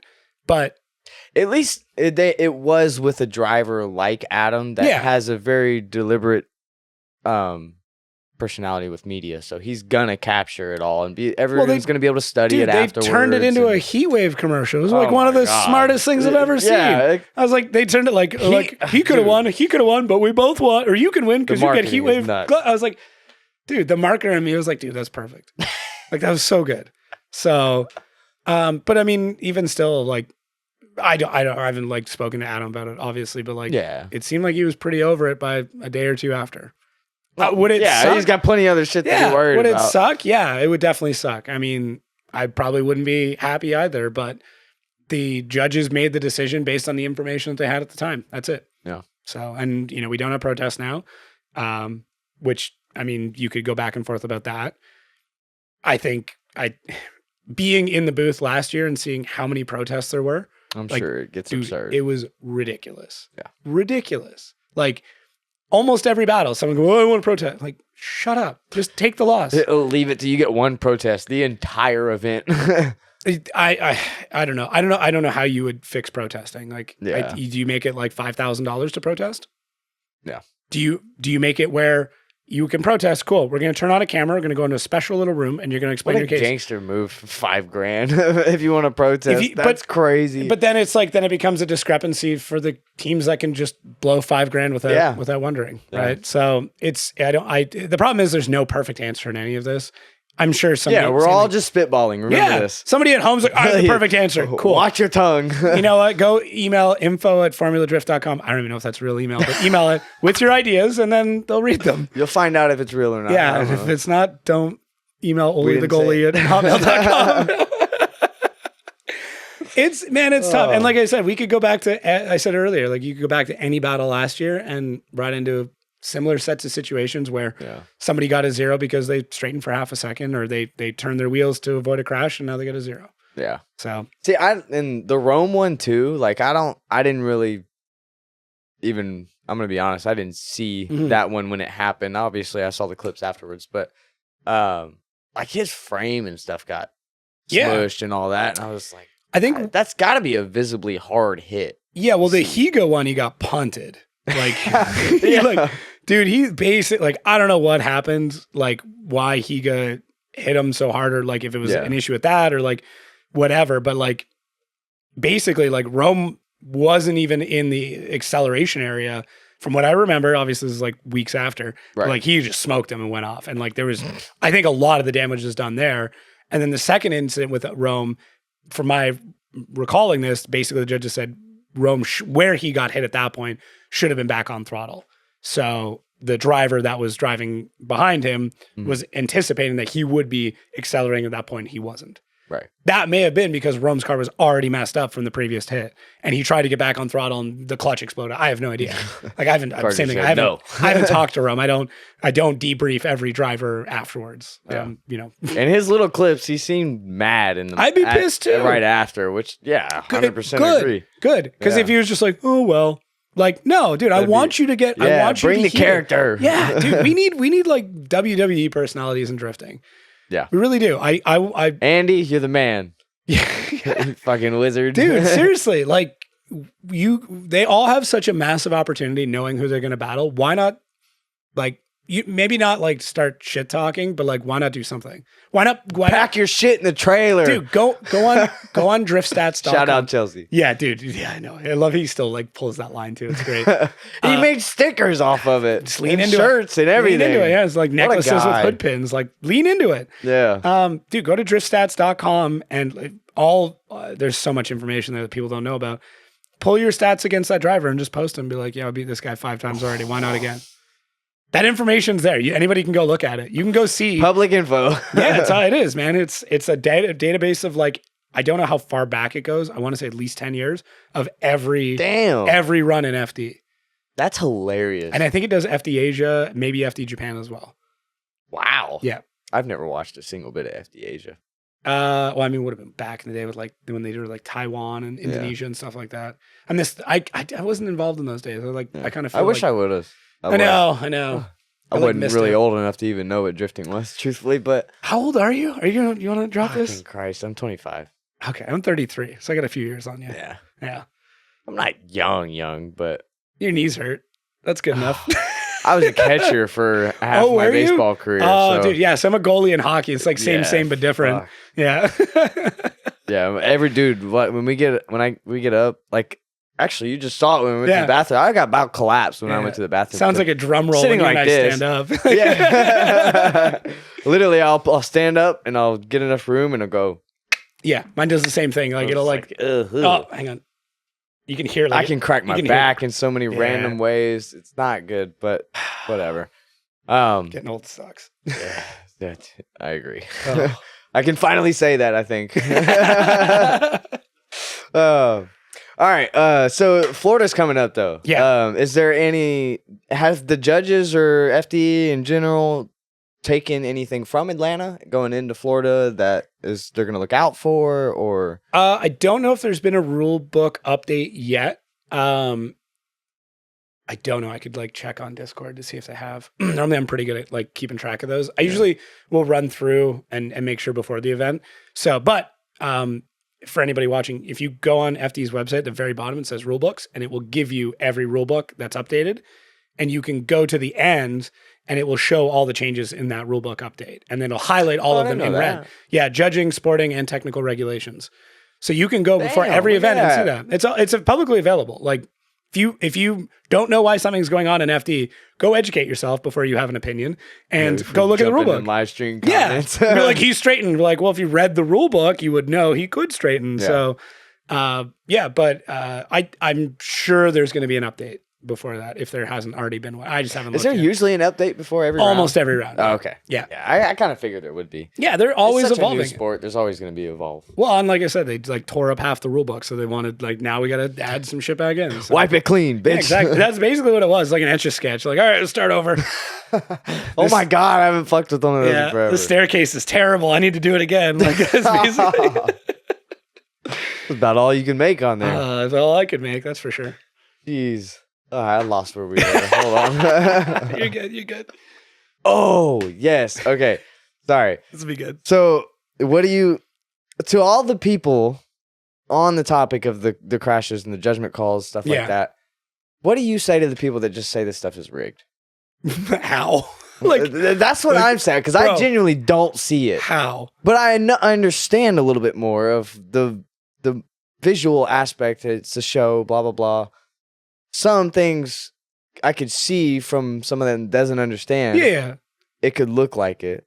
Yeah. But there's like, I mean, in any like conspiracy theory, like you could look at it like, oh, it could be this, it could be that. But like, okay, as like a newcomer within the internal parts of FD, there's never been a script. No one's ever handed me a Matt Field's gonna get the win. Like that's the never inside look. that's never happened. Like there's no. I've never been told to say anything in particular. I've never been told not to say anything in particular. I have been given shit for saying certain things. Oh, I'm sure. Oh yeah. That's happened. I'm sure it'll happen after this show too. What's the worst one so far? Actually, it was last year in Atlanta. Before I was ever announcing, I was up in the like the spotters area and all that stuff. And there was a call made that I vehemently did not agree with, and I made it known. Ooh. I was definitely, dude, it's because it's like second round. I'm the podcast No, guy. sir. And like No, they made sir. a call, and I was like, I believe I vocally said, I don't agree with that. And like, Bold. and the spotters all turn and look at me, and they're like, "What?" I'm like, The fuck you just said? "Yeah." Like, so I was kind of like, I was kind of like pulled aside and like, listen, you cannot agree with things, but like vocally stating that at the time during the Keep live it stream- neutral, dog. Yeah, exactly. And I'm like, I wasn't even an announcer yet, but that was it. And then like, honestly, like I spoke with the judges afterwards, and they explained it. I went, "Oh, that actually makes a lot of sense now." So. I don't know how y'all do it. The announcements, I genuinely don't understand it. I would not be able to bite my tongue as much as y'all do. Like, Yeah, I genuinely tried to stop cussing a little bit. I don't that's the hardest part, dude. It's the hardest part. fucking hard. It's there you go. Did it again. Yeah, exactly. Sorry. No, it's just a different mindset. The hardest part, honestly, and this is like something like most people don't understand unless you've ever done. Like I didn't understand until really Utah last year. So in my headphones. I can hear my voice. I can hear Jared's voice. I can hear the live stream production. So like the sound, the track sounds. Oh, okay. And I can hear a producer who's also talking to me at the same time. Oh my God. So I'm listening to Jared, the sound of the cars, because I very much use the sound of the cars to announce. So I can hear like when I'm like, oh, he's back on throttle. Like the only way I know that is by hearing them go back on throttle. And then there's like a producer who's saying certain things. So his name's Kemp, great guy. One of the funniest human beings I've ever met. Cause like, he's like, there's like times where like you get tired and he's like trying to keep you going and like telling jokes and shit. And it's great.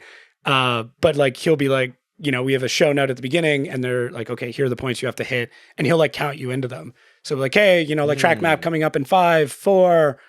And then, you know, the track map's coming up. And then you're like, okay, like we're going to cut to James Dean on fire. And then like that way that gives Jared a clue to like, speaking of fire, and then like, boom, goes to that. So that way what we're saying can line up with the graphics coming up, or else the graphics guy would just like have a bunch of graphics and he's like, oh, they're talking about James. Okay, we got to go to James. Like there is a timing aspect involved, right? So that's definitely tough. The opening is harder for me than any other part of the show. Really? Because I'm cold. Like I'm not like in the vibe you don't yet. have the like I rhythm don't have the flow going, and like it's like a back and forth between Jared and I, but it's like more production, and then I'm getting countdowns at the same time, and like I know my parts, and I'm like in class when you're like reading and you know what paragraph is yours coming up, and you're like waiting and you're like it's like that and over you again, just fucking freeze, and I'm like okay, and then we go. And then also, you know, you've got spotters that are yelling. You've got the Chris Yule now, who's like running the show, the car side of it, who's like, okay, you know, like got him in the box. Like he's yelling to be like, okay, we got to get things rolling. And then Ryan Sage is right there, who like sometimes will like, oh, we need to like the fans are saying this. Like he'll like read the chat. Can we get like a better explanation on that? So like all of those things are going on. And I'm like holding my headphones and just staring at a tiny ass monitor. It's not like I have a giant monitor I'm looking at. It's like a maybe a 24-inch monitor that I'm looking at. Jesus. Or I'm looking at the track directly, one of the two, while trying to like acknowledge it. So like, dude, it is way harder than what people even know. And like, I didn't know any of that until Utah. And like, when I had to like fill in. Yeah, I almost got roped into doing T-Pain's event. Damn. So, That'd be sick. Absolutely. I wasn't going to deny it one bit. I'll fuck that up every fucking second if I have to. But you don't say no to T-Pain. His manager hit me up and That's super cool. was saying how the guy was probably going to back out or some ordeal happened, but it ended up getting cleared up and he didn't need me. But yeah, I was like, I'm not, if I have to do this, I'll do it. Yeah. But like, you do understand I've never done it before, right? I got to make that clear up front because I'm going to fuck up. But I don't have, this stuff has got to be complicated. It's probably like different levels of production because like even between that, I did do like a guest announcing for Drift Masters in Germany last year while I was there. Like I just sat in for like one section. So like every production is a little bit different. LZ World Tour's got a different production team. So like what you hear, what you get is different. The producers say different things. I actually have a different producer, I think or director. Sorry, not producer. I think for Orlando, because Kemp's not there, he's somewhere else. So I'm gonna have a different guy in my ears. So that'll be like different. I don't know. It's just like having a different coworker that day, right? Yeah. So I think it's then. It might be a different round, might be New Jersey, but either way. Yeah. So a different person I'm working with, but he sat in. The other guy, I can't remember his name, but he sat in. He was cool too. Like very similar, just counting you in, telling you different things. Yeah, it's all relatively the same. Just letting you worded a know little like what's coming. Yeah, you just letting you know what's coming up, or okay, we got 50 in a commercial, and then it's like, okay, that's like permission for Jared and I to like say some dumb shit to each other, and then go to commercial. So, is there anything that y'all have like? Because I relate it to if I'm meeting someone new, I'll try and have like a set list of questions in my head that I can ask to like break the ice and change it depending on the person's where the style flow and goes. image and everything. Is there anything that you guys have just like off rip you already have to say? It doesn't necessarily matter what situation's happening, but just to fill the empty air time. Because that's got to be so hard filling all the dead air. Yeah, so obviously like analyzing runs, I try to, so I have like a ghost Instagram account of like every driver that I follow all the drivers on a ghost account. So I can just scroll through that feed if there's like stuff that I need. I do some notes. I don't do a lot of notes before. I try to like keep up on other socials. So like I'll always fall back to like something cool the driver's doing. And then Jared and I have been like hanging out more outside of the event so we can become just better friends. That's good. Yeah. So, and then we both realized we have like a love for like 2000 eras, like comedies. So there's going to be a bunch of Will Ferrell jokes that come out at some point. Exactly. Right. So like those are our defaults. Like, and like, if you go back and watch him and I work together, like it's gotten better as we've known each other better. Right. So, I've made a point to like go out, I'm not a big partier. I'm not a big drinker. I'm not like a big like go out and do stuff kind of guy. I'm pretty much a homebody. I hear you. So like I made a point to like go out in Atlanta, and we went out for a couple of drinks. Not a big drinker, but I'm like, if I want to get to know him better, we need to get this rapport going. Yeah. And like him and I will talk like really nerdy drifting stuff because he knows I like that. So we've become really good friends in that regard. And I think it's needed to have a good rapport with the person. Oh, dude, that's going to relate. It'll all ripple down. Yeah. And the whole entire audience will see the dynamic and it'll just make it even better. It's already like gotten noticeably better from my perspective. Because like it's just, we're just two buddies hanging out watching drifting. That's what I want it to feel like. Sick. Yeah, exactly. Hell yeah. Yeah. Did you ever see yourself doing all this stuff? I mean, man, not like this. Because you mentioned in the influencer thing it fell off and you found fame on accident. Yeah, I just stopped trying. Crazy. Yeah, I think I wanted it so bad to be like an Adam LZ for so long that it maybe just came off weird to people, so it didn't ever got embraced. Do you think it was more like, because a lot of people will say, be yourself. I was just watching the podcast Taylor was on with Bogetti. And where was I going with that? Being yourself. No, it was shit. It's all good. Damn, I hate when I do that. That happens. Yeah, I mean, I think a lot of it was like, being yourself. Yeah. Yeah. So everyone says, like, especially influencers, you want to be yourself as much as possible, and that is what in turn curates the audience. Yeah. If you try, did it feel like almost taking off a mask and being yourself more, and it just gravitated? I think a lot of, I hope a lot of influencers will agree, like on camera, you're basically yourself plus like 5 or 10%. It's like you're still yourself, but you have to project a little bit more and be a little bit bigger. So I think for me, it was just like, I never found like the real niche that I wanted to get into, or like how to portray what I wanted to be, if that makes sense. Like I basically just leaned into more of just a very nerdy technical person about this. Yeah. And I think that's what really helped. So like the Piston Head podcast did really well. And that helped more than any of the videos that I ever made. Some people just have that. Yeah. Innate, like, part of them. Because Scott is the same way. Yeah. If I post or if I make him a video about, him talking about something, the way he just drove or whatever at an event, doesn't do that great. Right. Like, of course, it's driving stuff. But if he's standing there just nerding out about something, I could like not put any B-roll, not do anything to it, and people will just gravitate towards that. I think you can just feel the passion through the other side of it. Like that's what it is. Like whether it's like good food or good music or anything, like you can tell when somebody's really passionate about the thing that they're working on.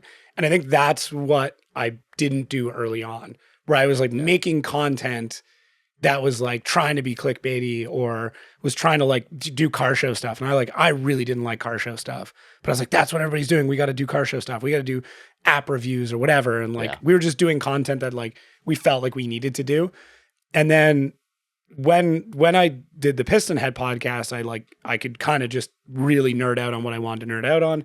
And then, stepping away from it a little bit, I think got me really like rejuvenated and I wanted to do it again. And then when the opportunity for the show came up, I was like, fuck yeah. Like I have the opportunity. Mama, I made it. Yeah, exactly. No, actually, I don't know if I've talked about this at all or who I've talked. Yeah. I don't think I've ever like talked about it like publicly. Fuck yeah, spill it. Yeah, you're like, great clip, mark this clip. So my dad is like an incredibly intelligent human being. So he's retired now, but he was a fire inspector to the point where like he memorized the Ontario fire code. Like I could give him a book and a page and he could tell me what was on that page, like that kind of level. Very obsessive. Yeah, crazy smart guy.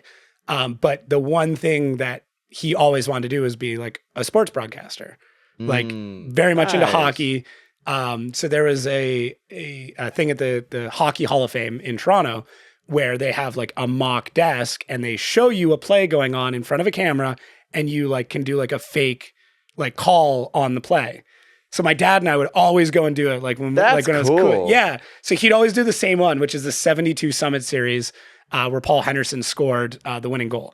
Like I remember the whole play in my head. I know all the vocals to it. Like, so that's awesome. Yeah. So my dad always wanted to do that, but just never like found himself in a position. So like, I remember the day calling my dad. I'm like, hey, I'm going to be a sports broadcaster. And he's like, no, you're not. I'm like, shut the fuck up. Yeah. He's like, really? I'm like, yeah, like I got the gig. Like I'm going to be like, it's not hockey, but it's racing. He's like, I don't care. He's like, you're a sports broadcaster. I'm like, yeah. He's like, holy That's shit. That's gotta feel good on your part. That would, dude, I get goosebumps thinking about it. Cause like, absolutely. As a kid, I was very talkative. And like the joke was like, my dad would say like, you better get a job where you talk for a living.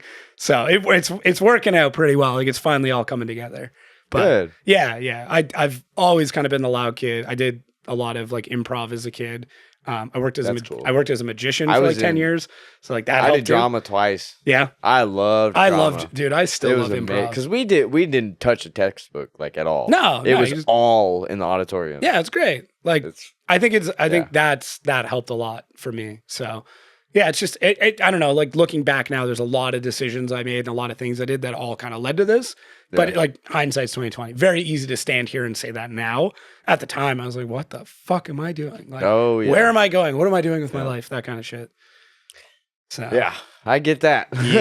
Yeah. I'm still there myself a little bit. You're doing pretty good, man. I mean, I wouldn't complain. Yeah, I'm very thankful. Yeah, especially for you guys. You guys rock. Okay, so I guess you've been actually hinting at a lot of big things. Yeah. Big changes happening for you more specifically. What do you have any that you can I can't explain all of it. So what I can say is a little while ago, I partnered my agency with another agency. That other agency got like really, really big, really quick, which was super cool. And I'm like really happy with, it's kicking water balls, really happy with the progress that we made there. We went from like 4 or 5 staff members to like 15, 20 staff members in a year and a half, like 30 accounts. Damn. All automotive based. Almost all of them are brands that like you, especially if you're into drifting, you would have heard of. Right. I don't want to like name drop, but yeah, basically if you watch drifting, there's a very good chance you are watching content and ads and like marketing ideas that me and this team had created, which was super, super cool. Yeah. But the agency got really big and I kind of became a person where people just reported to me. Like I wasn't actually doing the work anymore. I just had teams of people that would report to me and fill out reports and I'd sit in meetings and it was cool for a bit. And then I was like, fuck, I kind of hate this. Like, I want to do the work again. I want to make ads. I want to like run social programs and shit. So ultimately chose to kind of part ways with that larger agency. And then I signed on. I can't say who it is yet, but it'll all make sense at some point. I'll talk about it more. But I signed on to take over the marketing for just a You've got select. a few weeks before this even comes out. No, I can't say. I can't say yet. But Always give the option. you'll be able to, if you're smart, you'll figure it out. But essentially, I signed over the majority of my time to like a couple of very large brands in drifting. So I'm going to oversee all of the marketing for them. I'll tell you after. But Suckers. once I tell you, you're like, oh, I get why you can't talk about that yet. Yeah. But what that also means now, I've had to like rework my work visa. The upside of that work visa means that I can now move to the US. So I'm packing up my whole family, I'm moving to Florida. No way. Yeah. So, That's fucking exciting. So I'm gonna is that like a normal for any business owner in Canada? That's probably a normal dream to make it to the US. yeah. So like there's a huge benefit to being a Canadian company that is stationed in Canada that has US clients because of the exchange rate. Yeah. So it's a 36% pay increase because that's the exchange rate, right? One US dollar is $1.36 Canadian right now. So huge benefit to that. The problem is Canada's inflation is getting so out of control that even with that 36% pay bump, I'm not making the extra money anymore. Damn. So like to put it in perspective, I'm going to be listing my house like when I get back, and in 5 years' time, it is almost tripled in value. So, which is great. It's a great time to sell, right? Sell, buy low, sell high. I'm sitting on great equity in my house, thankfully. Yeah. I bought in at the right time. Same here. Like, bought in just before COVID, everything exploded. But like literally where we live, like I'm literally 10 minutes to Detroit. Like that's how close to America I am. It is cheaper for me to pay the fuel and the $10 toll each way, so $20, and go do groceries in the States and bring them all back home than it is for me to just drive 2 minutes to the local grocery store. What the fuck? That's how crazy it is. Like milk, butter, stuff like a pound of butter. I knew it was bad in Canada, but damn. I think we paid $8.60 for a pound of butter the other day. Like to put it in perspective. And like here it's like what, like $2.50, $3? Yeah. So we just still like what the fuck? We did the math and it was like we could move to Florida. Florida has a ton of benefits for both company and business and taxes, but also as like Canadians, there's a bunch of incentives for Canadians to move there. And we just did the math and we're like, we will be saving approximately 10% total living expenses by moving to Florida, even with not having that 36% that's pay a bump. why fucking not moment. Like, you have to. So literally like selling and just getting rid of everything and just we'll go down to Florida and just buy it again because it's cheaper. It's cheaper to sell it all and buy it in Florida than it is for me to get a bigger moving truck and just haul it. Yeah, so that's kind of like the big news. At some point it'll probably leak the companies I'm working for. Mm-hmm. If you're smart, you can put it all together. Yeah, I'm not going to come out and say it. I don't blame you. And then in probably like hopefully by like July we'll be moved down to Florida like that quick. Damn, like real quick. Drop your guess in the comments. Oh yeah, see who gets it right. It won't take long. But yeah, that's more or less the plan. So I'll be able to focus on like 2.5 companies now, which is really cool because the companies are in a really good spot. They just need some big oversight, and with the companies I've worked for previously, I've learned a lot about what needs to happen to bring these to like the next level. So, which is super sick because I've learned a lot about what these type of companies need to do to kind of get to the next threshold. So, they're both really big, but like they want to get like super big. So it's a really hard jump to make. So I get to hold their hands and do that. I'm sure it kind of answered my next question too, because I was going to ask if the media company had kind of gone on the back burner for a lot of these changes. Yeah, so like ZZX is still operating. It's basically just like myself and Kyle now. We still have clients. I think we've got 1, 2, 3, 6, 7 clients. That's operating. We don't do a lot of like the media production stuff anymore. Yeah. A lot of it's just the ads and the social media side of it. So it still operates. Basically, I've developed it in a way that so much of the work is automated. Not like writing AI posts or anything, but like just the processes are automated where like a photographer shoots an event for us. It goes into Google Drive. that automatically then goes into our social media scheduling platform. It gets written, it gets reviewed by the client. As soon as the client says it's good, it automatically gets scheduled and posted at the best times. So like what would normally take somebody a full day's worth of work can take 15 minutes to schedule a whole week's worth of content. So I've just developed processes that make it that easy. So yeah, ZZX more or less on the back burner because these companies have retained the majority of my time. But the upside is like, if it doesn't work out, I can always go back to it, scale that business back up, hire some more people and be back to where I was in probably 2 to 3 months. So, or I become like a superstar announcer and I don't have to worry about any of it ever again. But I don't expect that to happen, at least not in the next 5 years. Yeah. So that's fair. Yeah. Well, I guess what's your goal? Like what are you striving for then?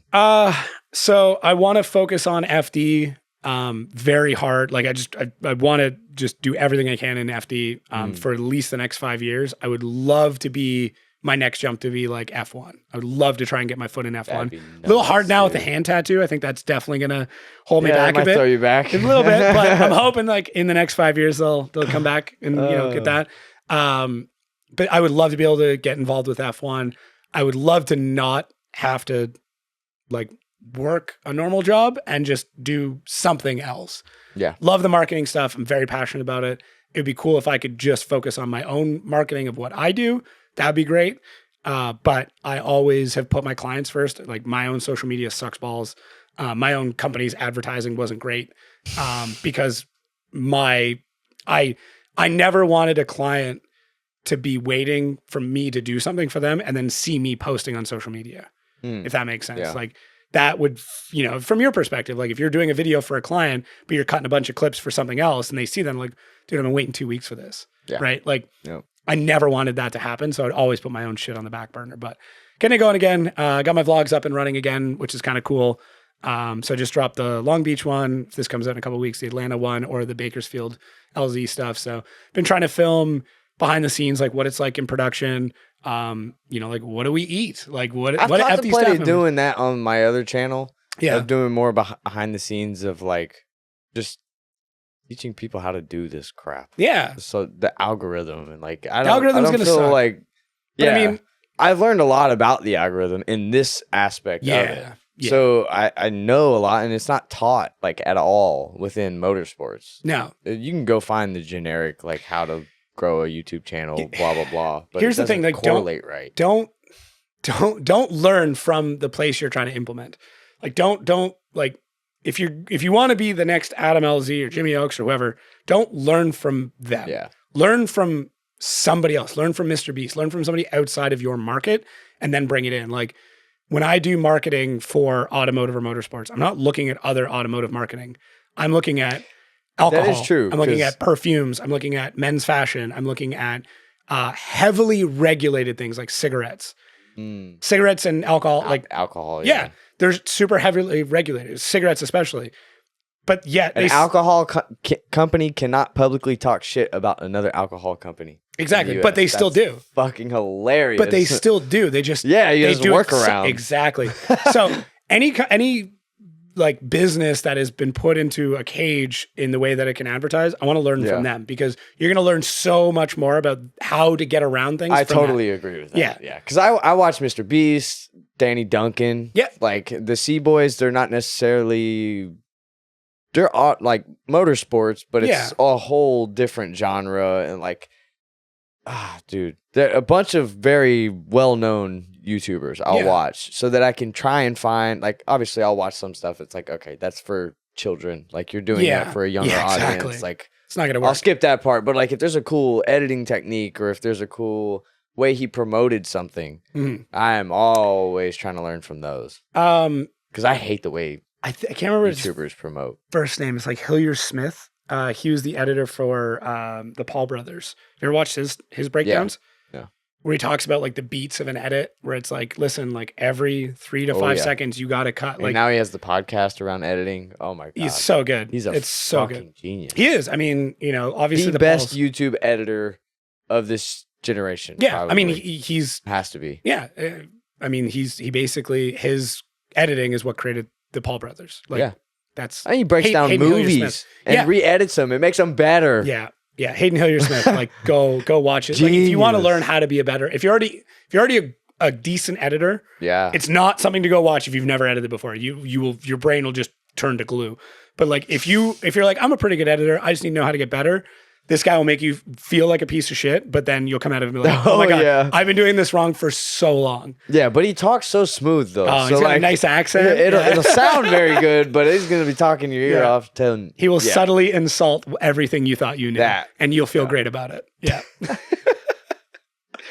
Oh, all right. Well, I'm sure people have asked you this before. The beanie thing. Yeah. Like, why do you think it became such a big thing? Oh, man. Meme and like, So the story of it is we recorded the first three or four episodes of the podcast on the same day. So I wasn't sure how everything was going to go. So I wanted to wear the same outfit for each episode, right? Black shirt. And originally I had a black hat on because I do wear like a lot of toques or beanies, whatever you want to call it. It's the word toque was around before beanie was. So I'm just going to put that out there. But anyways, so originally toboggan. Yeah. One of those dorks. Originally sled, toboggan, jumper, sweater, whatever. Originally, and you'll appreciate this, I had a black hat on, I had a black backdrop. I do have a hair light to break it up, but it wasn't strong enough to actually divide my head from the background, so it just disappeared. The only other hat, I was going to wear a hat, a brimmed hat, but it would have shadowed my face with the hair light. Yep. Right? Like if you were to put your hat forward, it would shadow your face, it would look like shit. Yeah, you'll see. I still do it sometimes just because, like, Yeah. I get headaches a lot. So, Yeah. these lights are fucking bright. They're yeah. You get used to them, but yeah. So the only other hat that I had was this like beat up old Neff like teal beanie. That I think my wife like got out of like a lost and found because my kid forgot his hat at school one day. So she just like pulled it out of an lost and found, which is funny because like I've owned a bunch of Neff stuff over the years. Used to snowboard. Oh yeah. Big Neff guy back in the day. So I shot the first 3 episodes. Those all came out and like 1 or 2 people left a comment like, take the fucking hat off. And I was like, no. I'm that petty. And it really what it was is like, I noticed it created a visceral response where somebody like, it was noticed, right? Somebody took time out of their day to state something about something I did. So like, that's invoking something. And then like my marketing brain turned on and I was like, bro, you know what to do with this. Lean in. Lean in, right? Like same thing, just lean into it. So I did. And I worked with Neff for the first year. They sent me almost 200 hats over the period of the year. In Irwindale, I handed out 100 of them. Oh my God. Right. Now, there was a really good reason for that because we ended up getting a photo from the starting grid of the stands, and there's a whole bunch of people in this grandstands wearing Neff hats, all in the same color. I remember that, yeah. Right? So we did that. I sent it to Neff as like a thank you. Unfortunately, they decided not to do another year with me, which sucks. So I figured out who their supplier was, and now I just order direct. Gotcha, motherfucker. That's awesome. I actually made some tweaks to their original design. To, like this is my version. It's got like my logo on it. So I made some tweaks to it to like make them breathe a little bit better, but also be sturdier. And then we took that photo, turned it into a Where's Waldo. So now the packaging, if you buy a hat, which you can get at shopfd.com 144, or if you're in Canada, oh shit, I forgot the name of the Canada supplier. God damn it. Oh man, that's while terrible. you're at 144, grab my merch too. There you go. Yeah, dude, Nate's absolutely great. But yeah, the packaging is that Where's Waldo. So I'm hidden somewhere in the Where's Waldo packaging. That's on one side of it. Fucking great. Yeah. I love that. So it's like cool because like I always think packaging is the one spot that like people don't focus on enough, but it's your first experience when you're receiving a product. So it should be memorable. It should be fun. So we did that. And then I put different stickers. They're all like different hat stickers that are in the bag, and they're all different rarities. Some are like old Pokemon cards. So there's one gold toque somewhere in one of the bags. No way. There is a gold toque sticker. Nobody spoke up about it? Well, it's when you get it, nobody's gotten it yet. So we did the first drop, we did 500. So I ordered 500 of these in one of those bags. They've already been bagged and packaged. Like 144 takes care of that. There's a gold sticker in that. Dude, that's hilarious. Yeah. Tuner Society is the name of the Canadian company. So if you're in Canada, you can go to Tuner Society and get your hats from there. Though you don't have to worry about the border fees because we get screwed when it comes to shipping and stuff. And then there's like a holographic one, and I think there's 50 of those. and then there's like 100 of like the white bordered ones, and then like 250 or whatever, however the math works out. You smart 350. motherfucker, dude. Yeah, so I wanted Screw you. I wanted it like Pokemon cards, right? Like, yeah. Did it work out well? Doing it that way? Playing it that way? well, like people will post, they'll get it like, oh, I got a holographic. I'm like, sick. And That's they'll what tag me. matters. And that's what I wanted. fucking I wanted matters. somebody to post and have the interaction, right? So yeah, so somebody, if you order a hat, you might get a golden sticker in it, and you'll be one of 500 people to get it. That's crazy. So when we do another drop Love it. of 500, I'll do the same thing again. You saw, actually, you are one of the only people to see it, the new potentially brimmed one. So like that throwback. Yeah. So I used to wear those hats all the time, like the beanie with the brim on it, or the beak, or whatever you want to call I it. never could get into those. I It was love never them, my man. thing. So I made, Yeah. I have a demo version of that I'm going to test out, but they're kind of thick. So it might be a winter hat. So it's tough to wear these in the summer, man. It's like, I wish I would have Oh, went with I'm like a sure. bandana or something, but here we are. So Just had to pick the fucking beanie. I had to pick the hat. Yeah. The hat. Oh. hot item. All right. Well, do you ever see yourself driving? Yeah. I suck. Well, I do. Dude, I wouldn't know. I'm not a, You don't ever I- care to drift at all? I do. I've got drift cars. Like, I mean, I have one drift car right now that's for sale, but yeah, but like public, like you never. I just don't have time to get out to Yeah. events. That's the hard part. Like, if you go back, same thing. If you go back onto the Pissned channel, there's a bunch of videos of me drifting. I had an 88 Thunderbird Turbo Coupe, which basically a Fox body Mustang with a 2.3 turbo in it. Drifted that around. I had a 540i wagon or 540i BMW. I bought an E46 wagon that I never drifted. I just never had the chance. And then one of the videos that we did years ago that like popped off was we put a 4BT Cummins into a Mazda Miata, and it like exploded on the internet for a hot minute. And that was actually the I would first. expect that. Yeah, it was great. It made like 800 foot-pounds of torque. It was so stupid. Good Like God. 350, 400 horsepower, had a 175 That's shot of scary, nitrous. you know, fucking Miata. Yeah, and like the engine and trans weighed as much as the entire shell did. So yeah, it was a terrible drift car. What but, a car. Yeah, it was a terrible drift car. So, but yeah, But what do you drive now then? like daily. Well, like you said you have a drift car. Yeah, technically. I've got an E46 wagon right now that Okay, I never had an opportunity to go out and drive. So once we move to Florida, I'll buy something down there. Gotcha. Just Okay. everything rusts in Canada. So like you buy a drift, like my turbo coupe, I had to get rid of because the subframe fell out on the trailer. Like we pulled it up and it caught, and just like I watched the whole subframe twist out from under the car. And I'm like, I guess this is the last event for that. So I'll get something. I like weird drift cars. I want something weird. I don't know what it is yet. If I find it, like I bought a diesel Chevette a while ago. I was going to turn into a drift car. I still have it. Same thing. I'm moving, so I'm just going to sell everything. Yeah. But I'll find something weird, and that's what it'll be.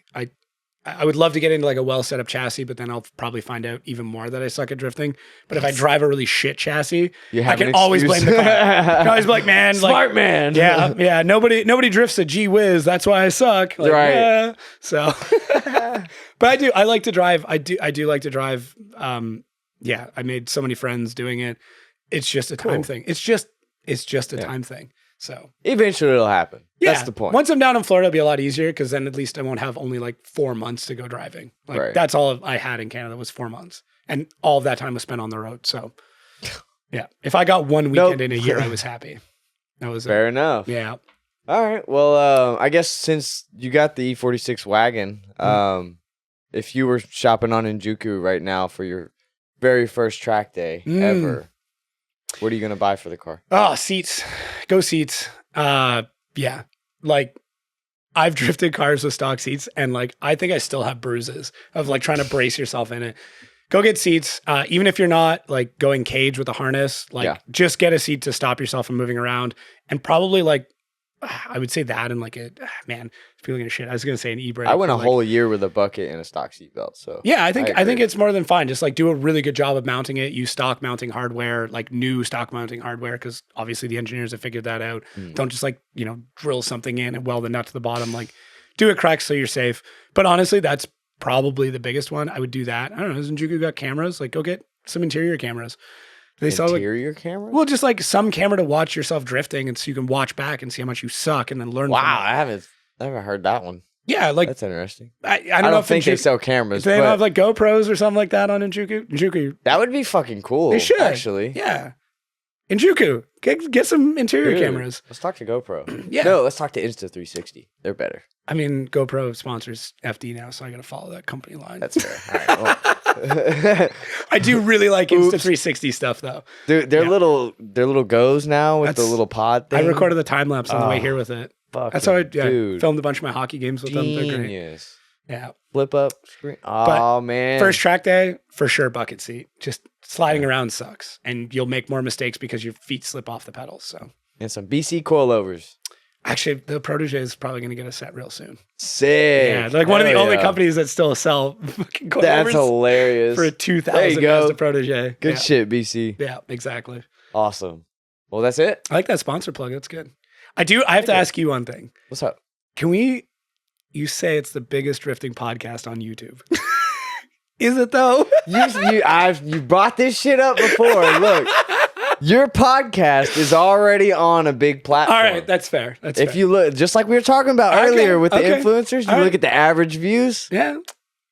Same. I'll pull up we should pull up like the audio Same. stats. Want to do that? And like, then it'll be like biggest drifting podcast. Because the audio I'd be stats are down. agnostic. Actually. Well, We can 'cause compare is numbers. it not still under FD? It is, but like FD's, it's not on, that's not the YouTube numbers.